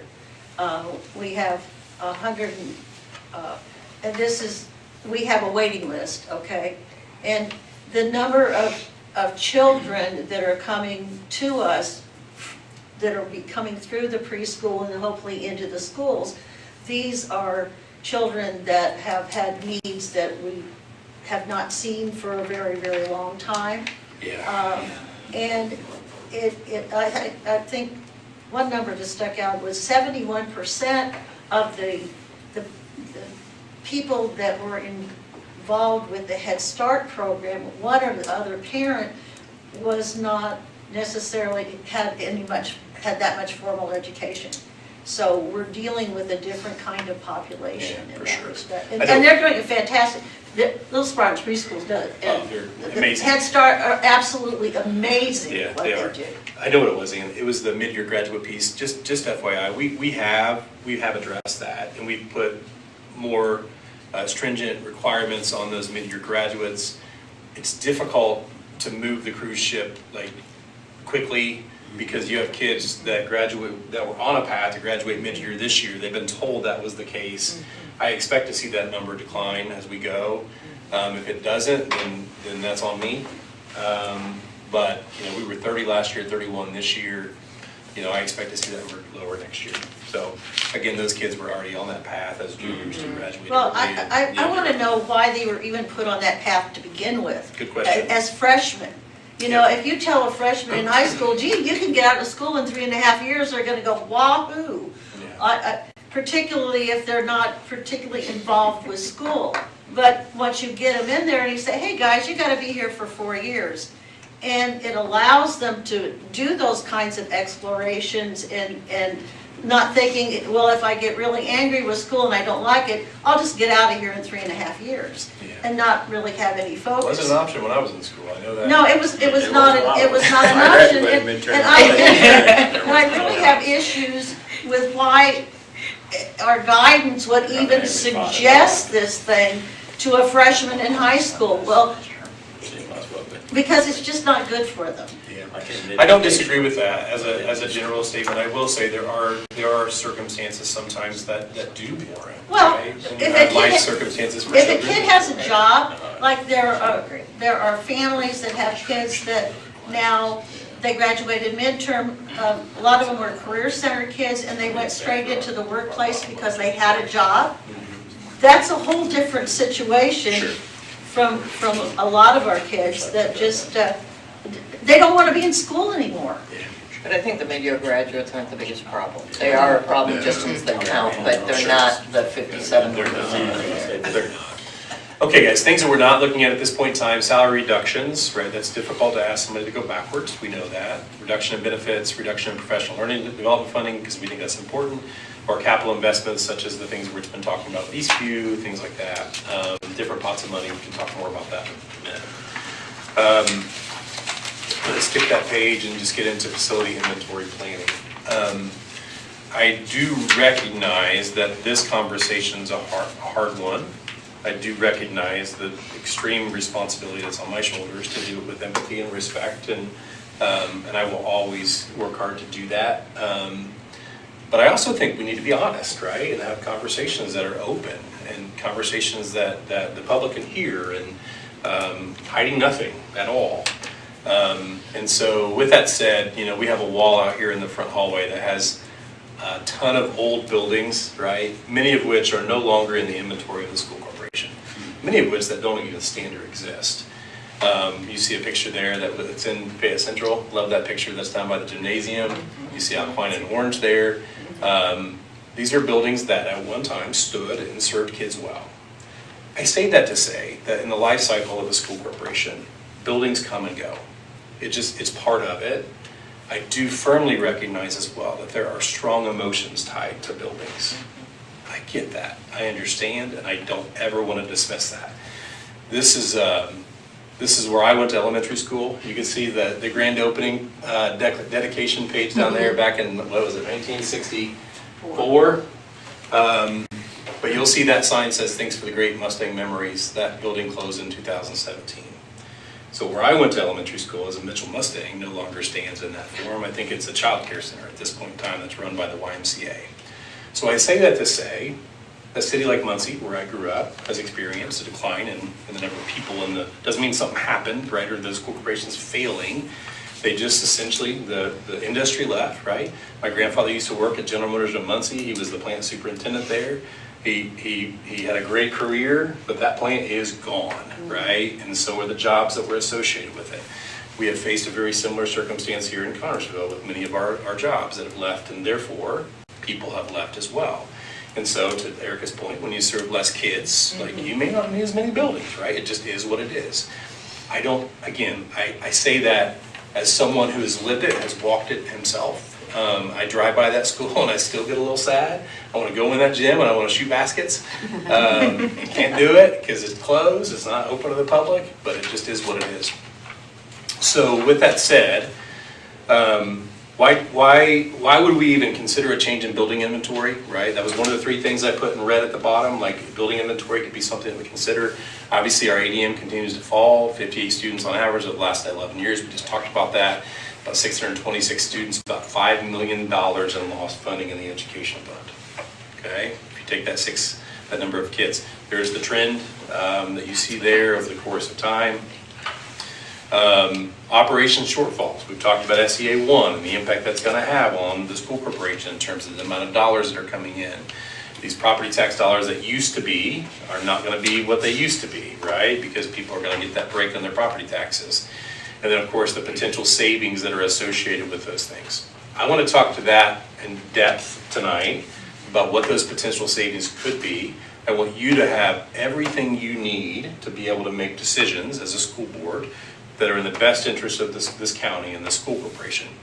And so I dug in the last couple of weeks to some utility costs. I think it's interesting, honestly, to look at what we pay. So under each of those columns, the left side would be your monthly bill, essentially on average. On the right side of it would be what you pay annually. Okay, so if you just take the left side or multiply times 12, you get your annual cost. So electricity bills are there. You'll see what those are. Gas bills are there. Now I have an asterisk next to Grandview because, and we talked about this. Tell me why, Jimmy, again, Grandview runs gas in the summer. For humidity. Okay. Yeah, and It's molded. Yeah. It's a molded. So that is a little bit of it's an anomaly, but it is what it is, right? Like we run those boilers in the all the time. every day. All the time. And so that's why that number is egregiously high, is because it doesn't get a break in the summer like the others do, right? The other buildings, you might have a $150 gas bill, and we're still running $2,000 gas bills at Grandview in the summer. Water there, you'll see those annual bills. Obviously Fayette Central is very small because they're on a well, so the number you see there is really waste, right? Not just water. Why is Frazee so much less than the rest of them? Good That's question. like almost $300 a month less. Yeah, I don't know the answer to that. Is Everton cheaper because they're on Everton water? Yeah, they're on Everton water. Is that why you think? Everton, yeah, they obviously have a different water supply. Yeah, they're on Everton water. Yeah, good They question. don't have sewer there, do they? I don't All know. the city buildings have sewer. Right, yeah. What's they don't. Everton? No, we're, Everton Sewer, we're not on a septic or like Fayette Central. Correct. Okay. I didn't know that too. Yeah. So you see there on the right, your total monthly cost for utilities per building and your annual cost for utilities per building. I Okay? will tell you though that in the city, you have to get sewer if you get Oh, water. yeah, In yeah, Everton, yeah. you don't. Yeah, okay. So, No. like I have Everton water, but I don't I have didn't know sewer, I have Everton had septic. sewer at all, so. Yeah, I wasn't aware because we're on a septic, so. So that's utility costs, right? So let's say you eliminate a building from your inventory at some point, then of course that'd be part of your savings, right? We'll talk about that. Payroll, okay? This is payroll per building. I don't want to make the assumption at all that you close a building and everybody there is going to lose their job. That's not true, right? No. You still have the same Because number we're of gonna kids have to kids, serve. you're gonna have to be served. But there could be some potential savings in payroll. We'll talk about that. We talk about that with attrition, not riffing if we don't have to, those kinds of things. So you'll see the payroll, obviously monthly's here, and this is the annual payroll per building for each of those 5 elementary schools, okay? All right, so here's utilities.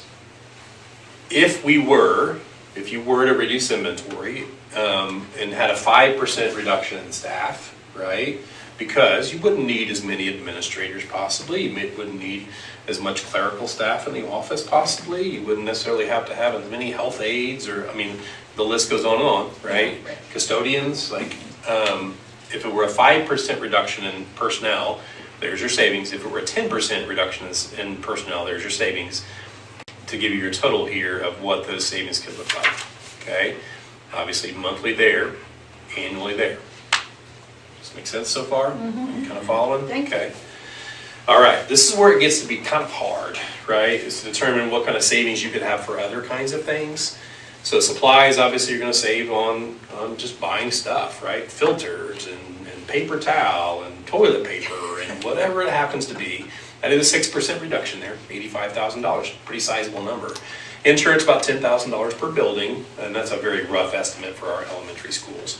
Routine maintenance, mowing, snow removal, landscape, irrigation, HVAC repairs, all of those things. I put 75. I'm gonna show you the specifics of the HVAC repairs here in just a moment. Preventative maintenance contracts, about 15. Administrative overhead, reduced duplication with that, 10. Other utilities, trash, internet, phone, security, camera systems, all that stuff. This is the one that's really hard, guys, to put a number on. I don't even know where to start, but deferred maintenance, right? So if you don't have a building in your inventory, you don't have to fix it or change its roof, right? You don't have to redo its HVAC. You don't have to resurface the parking lot. Like all of those things that you have to do to keep a building up over the course of time. And it's a pretty sizable number that we put into our buildings to do those I things. think one of the things could help you do that, because we kept the Alquina building in the loop for a long time. Sure. And maintained that building before they tore it down.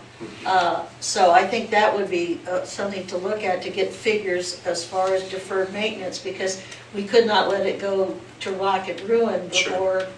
before we decided to tear it down. Yeah, absolutely. If I add all those up, not including the deferred maintenance, because I didn't put a number on that, you're at 205, okay? So if I add that to the other figures, utilities and personnel is here, add that to the 205 to that, you are roughly in that $350,000 to $450,000 mark, if you will, depending on the building, right? What you could potentially save, right? If you would reduce your inventory. Now, again, that deferred maintenance number is hard to put on there. Right. I'm guessing that could be, depending on what it looks like. I mean, you think you're gonna put $11 million essentially into Eastview, right? Over the course of 30 years, essentially, you're not gonna have to do that to a building that isn't in your inventory anymore. So if you divide that out, I mean, gosh, that takes that number a lot higher, right? This is more just operations coming out of your regular funding. Good here so far? That regular maintenance, I just pulled, just out of curiosity, what we spent last year in our buildings with North Mechanical. This is on top of our regular service agreement that we have with them. So we pay them essentially a service agreement, almost like a retainer, like we would our attorney, to do regular work with us. This is work that's above and beyond that. Daryl, am I right? That's a good description of how I said that. They're here a lot, and they're at Fayette Central a lot. What's the work at Fayette Central, besides checking the water every morning? It's HVAC. HVAC? Yeah, this is North Mechanical is Okay. mostly Oh. HVAC, yeah. Sorry, I should have said Okay, that. yeah, Do you want to speak to that, Jimmy, a little bit? yeah, I don't know Well- I know what HVAC is, but I don't know why its cost is so high. Because we got household units supplying cooling to our school. And they're continually going out. I mean, it's just not feasible there. It needed a chiller, but when they was going to do a chiller, they had to generate a phase for the electricity. So they decided not to do that, and they put household units in. And it does cost a lot. I could say this startup, there'll be a couple, the compressor will be shot. It's just the way it is. It's always been like that. Motors are hard to get. Yeah. And those units, so we have horizontal unit vents in that building, right? Pardon? We have horizontal unit vents in the classrooms. Yes. Is that why Froese's so cheap now? Because we went in and redid all of that? Because did we redo the HVAC system in Froese? Yeah. Okay, Yeah, and just to, Eastview is pretty low, yeah, yeah, interestingly. yeah, And in that's them what I was. classrooms, And, sorry. no, go ahead, no. The classroom unit vents, we could get motors for them. You can't get them now. So north, when a motor goes back, we used to do that. But when a motor goes out now, we hire a contractor in there to do it because they have to rewire all the communication and all that. It's just Because you can't buy a new one. right on. Yeah. Why is Everton high? On, 19,000 compared to 6 and 2,500. I've It's a lot. those numbers in my office. Yeah. It may have been a big, something may have won out. oh yeah, we Yeah, we replaced changed boilers. one. Yeah, You replaced what? a boiler. Oh, okay. So now there's a new boiler there. Yeah, and So the cost should go Should go down. down. And a commercial hot water heater. Okay. Which a hot water heater now, I mean, you think, 3,000 or 4,000, 30 grand. So the same, to help you, 1,000-gallon water heater that I put in my house versus the exact one I put in Everton because they had to have a little tag on it. Mine was $1,100, that one was $22,000. The exact same one.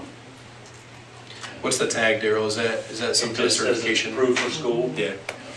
So the difference with, I mean, we could ask about Grandview too, because they're a little high, but the difference between Fayette Central and Everton, if that's the reason, is because Everton put in something new. Yeah. But Fayette Central's is repairing, We have a lot of repairs. unless you put something new in there last year. Just This, having to have rebuilds and Okay, reorders. okay. and- So, transportation is another area that gets messy, okay? But if you would decrease your inventory, kids are gonna be going somewhere different than they were prior. I think this is an important slide. I've shared this information with you before. But you see that the red outline there is Fayette Central's current boundaries. Goes all the way to the Union County line, right? Goes all the way to the Wayne County line up north. But obviously overlaps the northern part of the city of Connersville. And so 58% of our kids that go to Fayette Central right now are bused from inside Connersville city limits, okay? Now, these numbers are last year's numbers. I don't have new ones yet, but I'm guessing that we're probably still pretty close to what this is. If I look at the same thing with Everton, Everton only has about 3% of their kids that are from inside the city limits. Obviously, we come up pretty far north, and we do butt up to the city limits, but only 3% of kids that actually are in city limits. Grandview, I think it's something to consider. If Grandview was no longer in our inventory at some point in time, you'd have, how many walkers do we have in that? Probably have 150 kids in the walk so that we would have to bus somewhere. It would hurt. Yeah. So let's say Grandview is no longer exists as a school within our corporation, then those 150 kids that are currently walking to school would have to be bused. Does that make sense? And so something just to keep in mind, and that's why it's hard to quantify, right? To put a number in front of you, but it certainly is something to keep into consideration and would be a potential expense in the future. So You've seen this slide before. This is our total bonding capacity prior to the Eastview project. Option 1 is no rate increase at all. Option 2 was with if you decided to increase tax rate by 5 cents. Then option 3 was the 10-cent increase. Of course, we went to bond for Eastview. We didn't change the tax rate, right? We kept that flat. But if you would in the future, just understand your bonding capacity could increase if you chose to do so. So I say that to say, well, let me get to this really quickly. This is way back when, right? When you received, before my time, estimates for construction or renovation, I should say, of each of our buildings, right? Mm-hmm. So you see Fayette Central was estimated at $12 million and some change. Eastview at 8.6, we know that didn't turn out to be the case, right? Mm-hmm. We're almost at almost 11 million. Now, some of that is because we decided on a $1.6 million special ed addition, right? Mm-hmm. So, but 8.6 was the number back then. Everton 4.4, and then Grandview 9.4. Those were the numbers that we were given by Gibraltar. I want to talk just really quickly. One of the things that we've been doing a better job of is as an administrative team, is Dr. Summers and myself. And I'm sorry that Dr. Summers couldn't be here. I don't know if I said that earlier, but he's home with the flu, so he's not feeling too great. And Daryl and I, Dr. Summers, have been doing some building walkthroughs and really trying to hone in on a list of projects that need to be done and trying to prioritize those. I think that's a really important piece of where we are. And we did some the other day. And there were some things that I learned that I didn't know. There were some things that were like better than I thought they'd be, and there were some things that were worse than I thought they would be. And so, when we walked through, we've been through now at this point, we've been through Everton. Everton obviously is our newest building. If you look at this, it was built in 1980. Is that on there? I don't think the year of build is on there. Do you remember what year, Jimmy? 78. 78. I knew it was early. I thought it was early 80s, but it was 78. So newest building, right? And there are some things there that are of concern. What are the biggest concerns that we found at Everton? You remember, Daryl? We're ready for the roof. It's got a regular roof on it. Shingle roof. Yeah, I mean, this building's almost 50 years old. It's Yeah. not, I know. It's like the new. Well, and Everton we've done some renovations there. yeah, we did with the library. With the library and got rid of the The gym, part of the gym. part of the gym. We made it to the library because we got rid of the ADU that we had out there for years. Oh, The trailer. The trailer, yeah, the portable classroom, We had yes. a trailer in Orange, so it's. Okay, it worked. We have, Yeah. we have electrical and plumbing issues there, just like we do in any of our buildings. They're aging, right? So we have to look at that infrastructure-wise. The chiller there needs to be replaced, correct? At Everton? You're getting into. Correct, yeah, So- correct. And then we've also been, I'm not gonna include Eastview because obviously we're already going there. I'm not gonna talk about crazy, we've already done it. But we were at Grandview, and Grandview honestly structurally is really, like, we went down to the bowels and I didn't know how deep it goes. I mean, it's 3 flights of stairs down. Are you serious? Oh, Yeah, try the It- middle school, it's like going into the catacombs and I was Well, really Grandview's like surprised. that, I too. had not been down there yet. I told him to take me down. It was clean. It was nice. But do you guys remember what the biggest things were at We got some Grandview? valves that we're going to replace, some, the wheels are going to have to be replaced, they're all getting rusty. We've got a leak, Yeah. we've got a leak over there. Oh, the cafeteria. In the cafeteria. Parking, we got some parking lot issues over there, but How's nothing. the roof at Grandview? It's all right. I mean, all the roofs are about the same. Okay. I mean, we're getting in trouble on those because. Yeah. what about the moisture problem at Grandview? You walk in there and it smells moldy. Well, Yeah. I agree. Yeah, and I mean, And the square foot of the classrooms in Grandview are smaller. They're the one of our smaller And one classes. side, yeah. Yeah, they are. The newer Some of them are side. long. Newer side's bigger, Yeah, yeah. newer side's nice. Yeah. Yeah, and I don't know if we put new lighting in there, but when you first come in, when they moved the entrance of it from the Grandview side to the Iowa Avenue side, it's still dark, and I don't know that, I don't think of it that dark. well, it's darker, and I don't know if it's just because we haven't put the LED lighting in there yet or not. We've not gotten to the Grandview LED, Not all of correct? it, some of it is. Some of it. Yeah. Some of it is and some of it isn't. And then, and of course, we walked through Fayette Central just this last week. Jimmy actually was with us on that trip. You want to talk to some of those things we saw? We definitely need lighting there. We got roof issues everywhere. The brick in the front, even after we've had it done, is still soaking in all the water.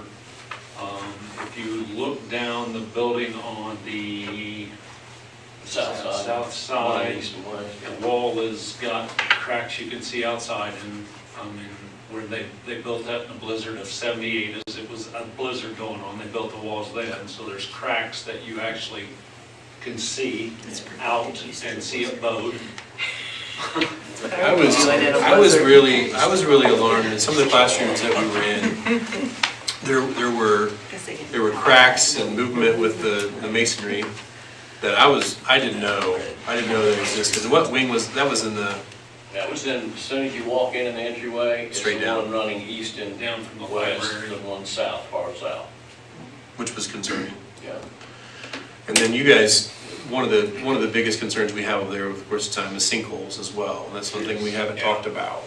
And I think you need to know. I don't know if you've ever seen a sinkhole out there and pop up from it'll pop up, it looks like a manhole, but you could probably stick 15 or 20 kids inside there. Where is it?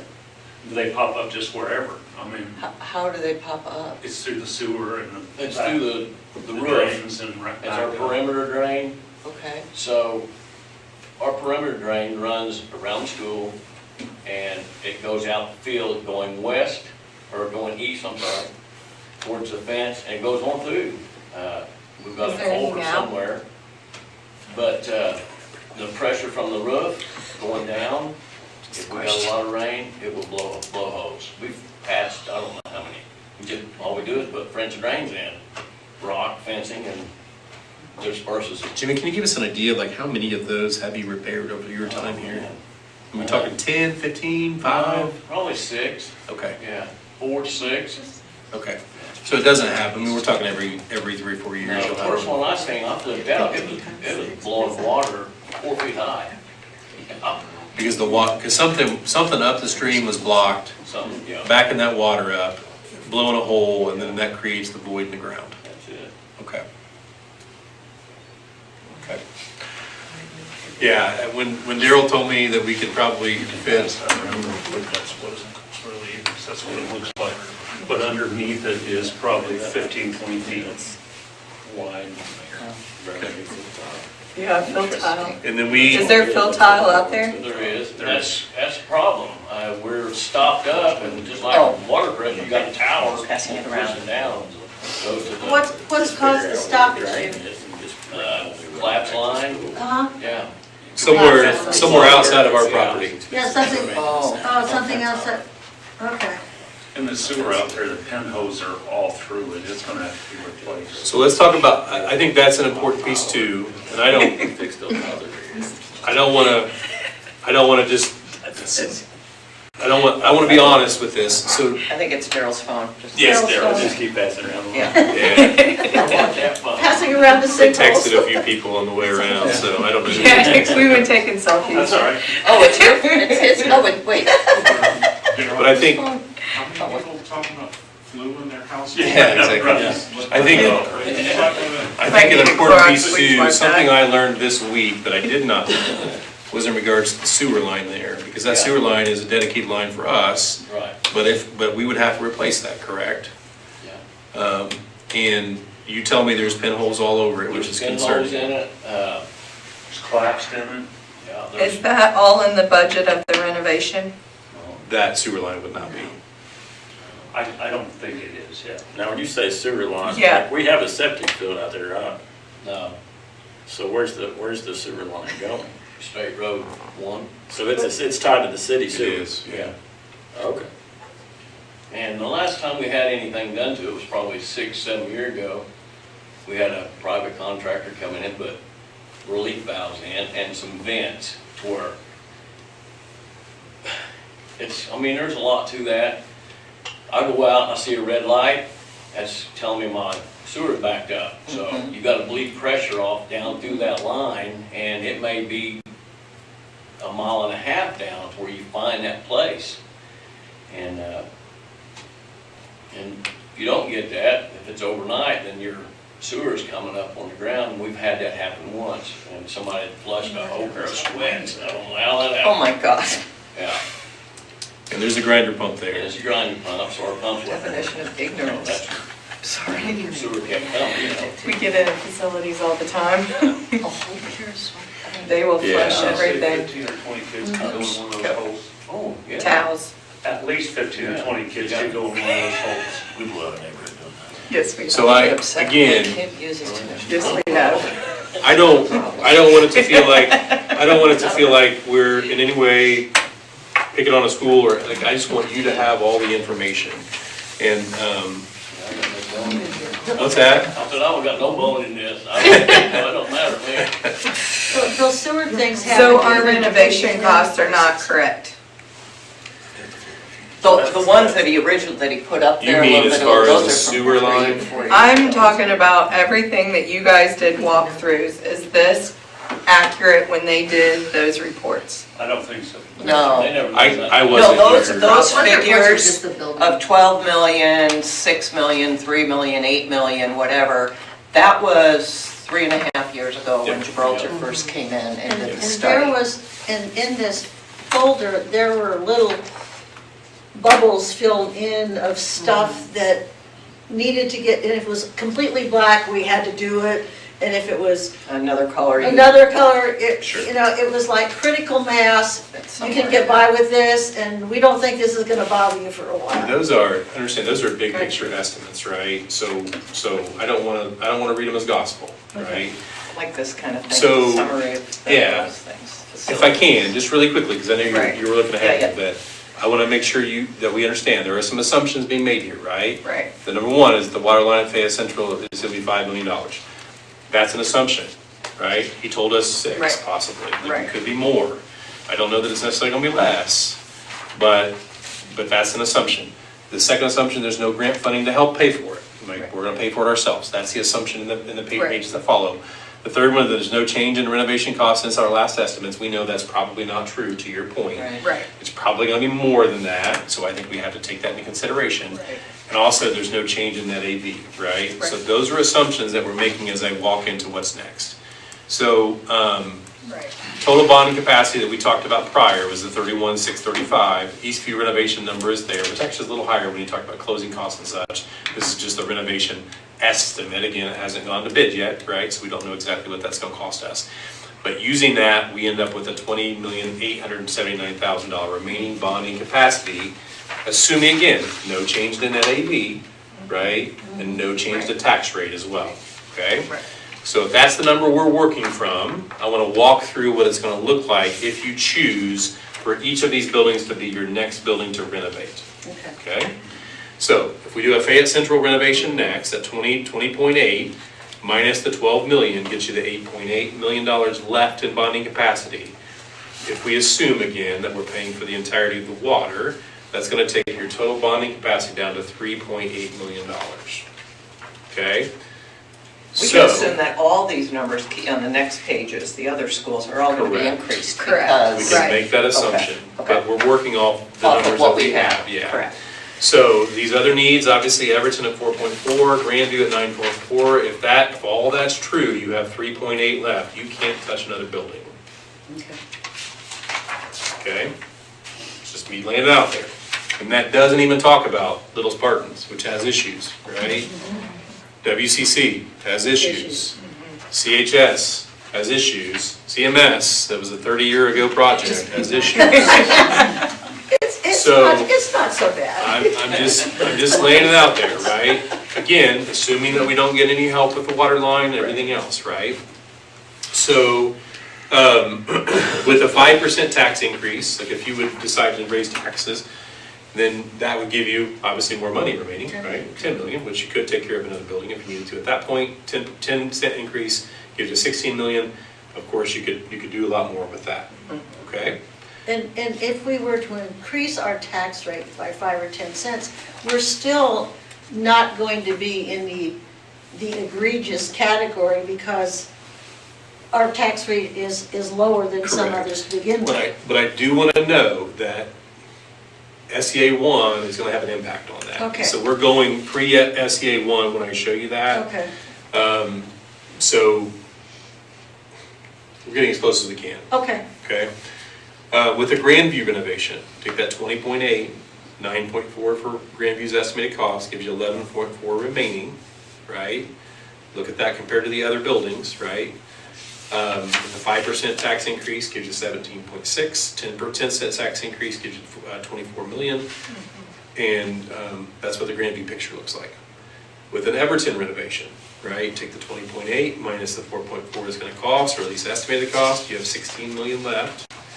With that 16 million, what could you do? Well, of course, you have some other, you couldn't quite get Everton and Fayette Central done.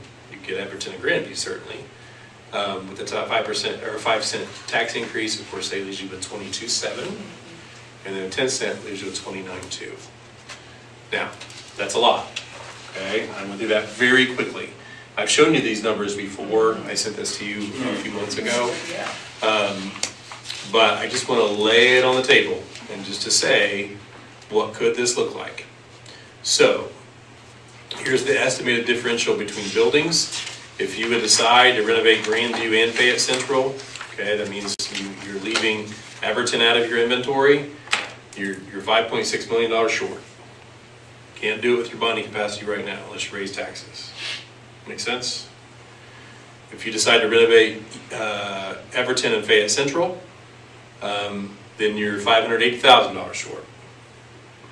If you would decide to renovate Everton and Grandview, then you're 13.8 in the black. I'm just putting numbers on the table for you. Again, remember the assumptions. This is assuming we don't have any help with our water line from grants. This is assuming no change in net AV, all of those things that we talked about. And we would not have to add on to any school to absorb kids. That's a really good question. So all of this is making the assumption that we would have to move our 6th grade kids to the middle school. oops. There's no way to get around it. Well, and then if you move your 6th grade kids to the middle school, you've created another issue because of the way that building is configured. And educational research would say we've got to keep our 6th graders reasonably isolated from our 8th graders in particular in more in a self-contained type situation. And that's going to create some logistical issues as far as that's concerned. Yeah, and I don't. And maybe a possible more remodel to get that done? Well, or no? you just Scott and I looked So at it. you would have to do you'd have to that? reconfigure a lot of, you'd have to reconfigure a lot of things. Because the first school I taught in was a 6, 7, 8 middle school. And the 6th graders, it looked like a spider. And and it had a central thing, but the 7th and 8th graders mixed together, but the 6th graders were still basically in self-contained classrooms, and they were not in the mix for the whole thing. And the way the middle school is configured, that would be very difficult to do because of the library, because of the PE facilities, cafeteria and the like, so that would be There are very certainly a difficult. lot of in the weeds things that we would have to figure out. Yeah. If this is the direction you ever want to go, right? But again, and if I could just skip ahead, I think this is important, that I do believe unless the trend changes, that by 2028, you as a board, me as a superintendent, we're going to have to make some really hard decisions. And we're going to have to either decide to do a considerable reduction in force. We're going to try by attrition the next few years and see what happens, as much as we can. We want to protect our people. We love our people. A decreased building inventory, which is what we just walked through, or the possibility of a referendum. I don't think, unless something major changes over the course of the next year and a half, 2 years, that you have a choice to make other than one of these three things. Is it And that's just me possible being that, really honest. is it possible that we could get numbers like you presented us if we would go and have to move the 6th grade into the junior high, what that would look like? How much does that cost? Busing, the whole thing like you've done here, so we can actually see that in the future, because if that's the way that we have to go, Right. then we're gonna need to know with our bonding capacities if there is money there to even be able to achieve that. Because that's gonna require, if we're gonna create the kind of facility that we need for the 6th graders to come in there, and for curriculum reasons, I don't have a problem with it, because the 6th grade curriculum is pretty rigorous. Okay, from a social, emotional, and all that, It's part of the, 6th grade is, sorry, I mean, Yeah. 6th grade is part of the middle school band when Yeah. you talk about curriculum. Right. It's 6, 7, 8. yeah, and from that respect, Thank you. but from the social, emotional, and all of that other stuff that our children struggle with to begin with, to move those 11 and 12-year-olds into a building where we have 15-year-olds is not necessarily the What did best. you and Scott, I know you and Scott had looked at Yeah, some we did things. look at it, and it's doable, because our numbers are, obviously our ADM is shrinking. And we looked at it, when we were tasked at looking at it, we looked at putting them, all of the 6th graders on the 3rd floor. But we Right. have enough rooms to do that, and we would, but again, there are some logistical things that would have to change with the middle school. There's space, there are empty rooms at the middle school right now, there's That's what I was space. gonna ask, Yeah. Yeah. We have several empty rooms, so it's not a matter of do we have space, it's more of the logistics of how we run the middle school currently. And if I can speak to those concerns, Ian, because they're legitimate, and anytime, and again, we're not making a single decision tonight, this is No. just us discussing it and saying this is what would happen, right? I want to make sure the public knows that, nothing's changing, we're just having conversation. But if that would happen, like I've been part of, it's very normal, I know change is hard, I know something that hasn't been done here is hard. I've been part of numerous corporations where 6th grade was part of a middle school setting. I've been part of my last district, we literally had kindergartners, preschoolers in the same building as 12th graders, Oh, yeah. right? So Yeah. so I it's- can relate to that, but. even though it's uncomfortable for us, it's worked many different places, like it's not so outside the norm No, that. it's not, it is. I was just looking at it from a financial, since Sure. we were doing finances here, what's that gonna look like to come through on the middle school? Because there's definitely going to have to be changes Well, to absolutely. make Well, that, and it's going, you're gonna have to do renovations, so how much is that? And speaking to Kim's thing about classrooms, some of those classrooms that are empty are very small. They were not full-size classrooms. Sure. The corner rooms that were pretty small to begin with, that started out as other things, then they were made into a classrooms when we did the renovations the last time. So if you're gonna try to get 25, and again, class sizes, what are we gonna do about, if we lose students, but we still have to absorb students, then we have to look at class sizes. Sure. Because some of those, in any school building, there are classrooms that are just not designed for the number of student desks and the number of students that you have in there. And when I started teaching at the middle school 40 years ago, I had 35 kids in a classroom, and I literally couldn't walk. Jared, you were there, you couldn't walk down the aisle because there were so many kids and so many desks. It was very difficult. Yeah. I don't, to answer Yeah. that a little bit, I don't know. I can't speak to that yet, as we're so early and we're not, like, I haven't dug into that. I can't imagine that there would be substantial renovation that would be required Not a lot. in that building to take on other kids. I mean, you're essentially, you're increasing the capacity or the number of kids there by a third, right? Which I know is a lot. You may have to run an additional lunch, obviously, like there are things from a logistical perspective that would have to happen. I don't know what that means for teaming, I have no idea, like that's a conversation we'd have to have. And when you and I were there, we had 6 teams. Yeah, I mean, and they've reduced, now they have 4. yeah, what we So had, that building was when we taught at the middle school, it would be like adding the sixth graders there. Well, yeah, and that was before we did the renovations. So once we did the renovations, it really limited us more than we were prior to the renovations because of stuff that we had.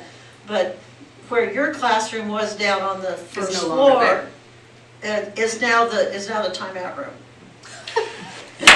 But I think this is something that you as a board are gonna have to wrestle with. Because if you decide that decreasing building inventory is the direction we go, I showed you the cost savings, right? It could be upwards of 500 at the low end, it could be a lot more than that with the deferred maintenance and everything else, right? That does fill the gap for us in terms of that operations shortfall.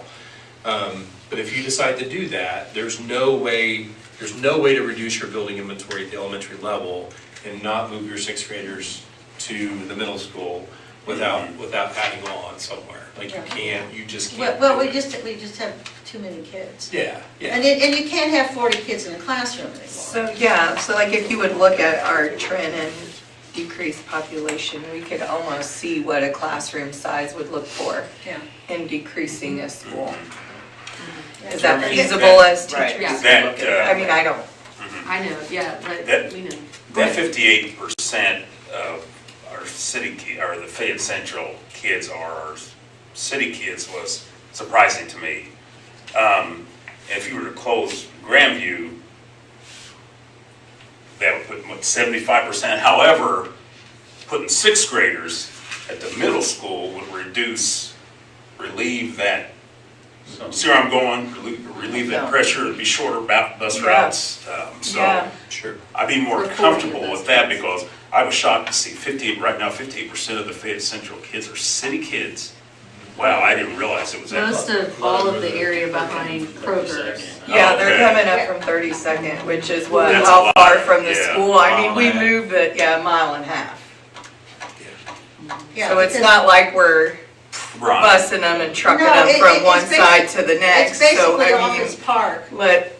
Yeah, exactly. It's basically the Office Park area. Yeah. So if you did move, then those kids would be absorbed, I see where you're going. Yeah, I got you, but for Coles Grandview, it would have to be the sixth grade.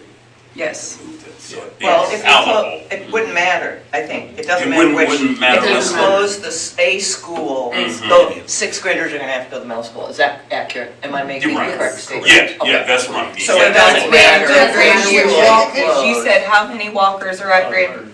They would almost, some of them Yeah, some of them could walk. would be yeah. absorbed into that. Some You can of say them go third. to the walk zone of the middle school, yes. Yeah. Correct. Now, busing wouldn't add too much because we Right. would send so many buses to the middle school with seventh Right, and but eighth. right now you're busing some of those kids, that 58% is only going about a mile and a half out to Fayette Central. I'd say a wide variety of that 58. I mean, you've Okay. got 21st Street and going there, West, so I mean, a little bit there, but, Yeah, That's yeah, one of, nothing major. that's one of our, that area where we're busing those kids to fit is one of our more concentrated areas for kids. The kids from Union County that are right there on and the we just line. got new Yeah. buses, right? The bigger buses? We do have bigger buses, and I've got. How many do we have? And we've ordered new We're ones, using correct? 2, and we've got hopefully 2 coming, And they're how big? 84. 84 Are those passengers. the snub-nosed ones? So, I mean, The, I see. I'd like to talk to you about the leg moving those, Daryl. Yeah. I'm going on one tomorrow. I appreciate this, Daryl. So, as the only board member that went through school closing, 2 school closings, well, and a administrative. You went for the painful ones.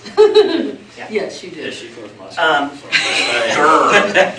It was. Yeah, I came in, and the first thing I was told by the board, by a couple of board members was, because I got appointed, so I came in June, and I had, it's a long time ago, I used to get elected to school board in the summer, so it's too hard to, I don't want to explain it. But anyway, I don't know what conversations preceded my time on the board, but a decision was made by December, at the end of the year. I mean, they didn't close it till the following year, but It was incredibly difficult. It is much harder to close a county school than a city school. I'm just Oh, yeah. gonna put all this out here, because, I mean, we're not doing anything today, we're not doing anything tomorrow, so I don't want the public to go home and say, oh my gosh, they're gonna close my school. We've already had that, Just- remember 3 Right. years ago? Yeah. So, it was very painful, and the thing that I appreciate about this process is that, we didn't get this. Now, granted, I came in, and maybe they did, but nobody shared a document, and so, you know, we continued to ask for numbers, class sizes. There weren't, the maintenance issues were not discussed, as I recall. Now, Orange and Alpine were old. I mean, they were older Orange buildings. was particularly. Yeah, Orange was really old. That was a And good school. I don't know if you I remember, know. Jimmy, back then, how much maintenance, was We did have maintenance an anything going. issue that you We fixed our recall? built-up. No, we put all new unit vents ourselves in the summer, and really that was about it for there. Right, That was at Orange. yeah. So maintenance was not the issue, busing was not, busing was the issue in terms of where those kids would go, because those Orange kids are pretty isolated. And I rode buses to see how long those bus rides were, and they were, Close to an hour. In the water, pardon? in the water there, we were getting large amounts of arsenic in there, so we had to At put a Orange? softener in, yeah. Yeah. Orange was definitely, had more issues in the building. However, I'm not speaking to what was then, just that I don't recall receiving a lot of information like we're receiving. And maybe they did have it 2 years prior to closing, I don't know, but I don't think so. And so I'm just saying that we have an opportunity with all this information to really look at things closely. Obviously, as representative from Jackson Township and representing the Orange folks, I was not in favor of it with the information I was given. And Steve Kaiser represented Alquina. He and I both agreed that, yes, we had declining enrollment. Yes, it might be possible that we need to close a school, but we weren't given this kind of information. It was more or less just, we have declining enrollment, and we could combine schools, and the classes wouldn't be that big, but it wasn't for a reason like we're looking at here. So, you know, it was very difficult, lots of tears from the Orange and Alquina families. I mean, it was really tough. And so, Lots of anger. We did, you know, the superintendent and myself went and did speak. I went to Orange, parents came in, did the same thing in Alquina. We did all the work that comes with having to close a school, but I didn't feel like we had the background like we've got here. I'd also kind of like to see where Fayette County, like when people move into the county, what part of the county are we moving to?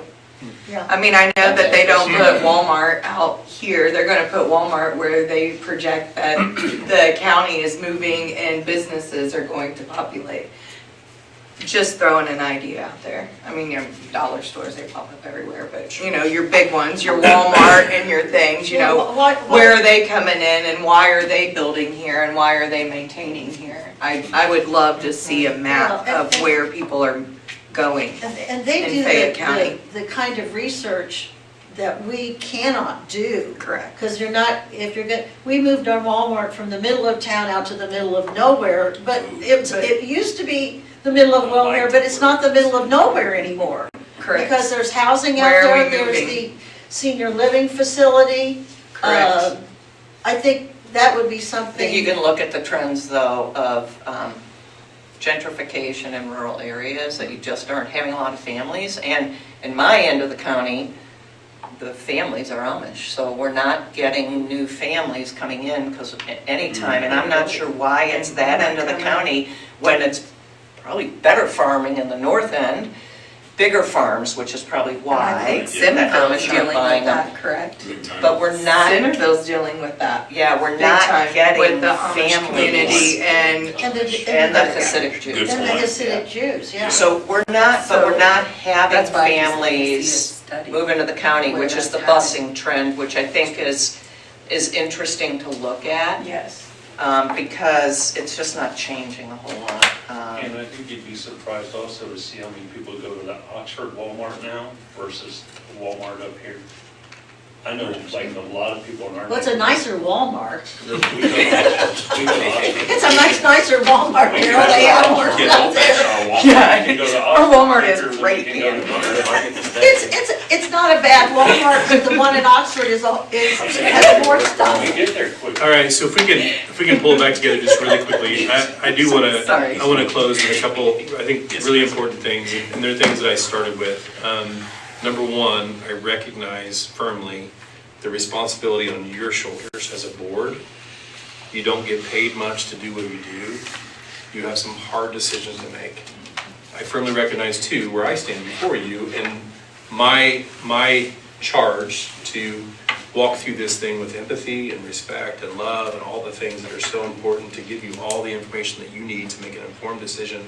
I will do that to the best of my ability. I will try hard not to lead you down a path that you don't want to go.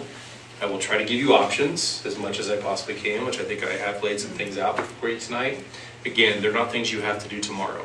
And I do want to say that again, I think it's really important to know and understand that the corporation's in a good fiscal Yeah. place right now because of your work and the work of those that came before you and that came before me. But we know things are changing and we have to be ready. And so this is not unique to us. Rush County, to your point, Leslie, had a meeting this past week to discuss some of the things, but their enrollment drops, Central Abington, I know, is dealing with the same thing. All of us are dealing with it. And I want to say this too.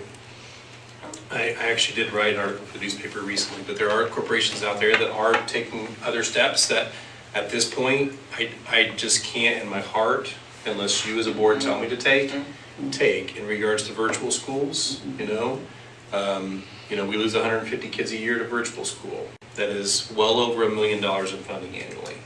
Could we get that money back if we were to do that? I do believe that. I do. I know I have friends out there that have started virtual schools that are already full. I don't feel like it's what's best for kids. And I can't, in good faith, look at you and say, I'm going to put finances over what's best for children. I just can't do it. Now, at some point, may we be forced to make a hard choice in that way? Maybe. And if you feel that way already, then let's have a conversation. I just struggle with it. I really struggle with it in regards to what it does to children. And I don't feel like it's the best place for them to be. So I say that to say, could that be an option? Maybe at some point. Are there other things that we could do? I know that the conversation has happened a lot. The ADM piece, how do we stem the tide? How do we pull kids back to us? All those things. Again, I firmly believe we have incredible people in our classrooms that do great things for kids every day. And I would put my children in any one of those classrooms and feel really good about the education they receive. And I mean that. And so I think we have to sell that good news and make sure everyone knows that our kids are well served, they're well educated, they're growing, they're loved and they're nurtured and they're taken care of. And I think that is extremely important. So speak the good news, keep selling the good news because it's happening every day for our kids. So I say that, this last one just says this is not a crisis. For many school corporations, it is a crisis. Like they're in crisis. When you're in crisis, you gotta make really hard decisions, you gotta make them fast. Like we're not there. No. We've got a little bit of runway to work with, okay? That's good, right? It's a challenge, which challenges I always look at as opportunities, right? How can we do things better? How can we streamline? And we're gonna be okay. And we're still gonna stay with that commitment to provide our kids with the very best every day, okay? So I know that this conversation will probably lead to some scuttlebutt and some talk and those kind of things. You'll probably get some phone calls. It's okay. We want to hear from people. I would encourage people not to get angry. There's not, No. we're in We're not a tough closing, spot. we're not closing the school tomorrow. Exactly. Yeah. And no one asked for SEA 1 to hit us in the face. No one asked for declining enrollment to hit us in the face. These things that we have to deal with. That it's a responsibility, right? It's upon our shoulders. It's on my shoulder as a superintendent. You hire me to do this. But I think it's important not to get upset. It's going to be okay. We're going to work our way through it, and we're going to make decisions that are in the best interest of all of our people. Okay? Yeah. Okay. Anything else, Jimmy, Daryl, Terry, Kim? thank you guys for your attention this evening. Well, thank you for all the information. Yes. This was fantastic. This was really fantastic. May I have a motion to adjourn? May I have a second? All in favor? Opposed? Thank you guys so much.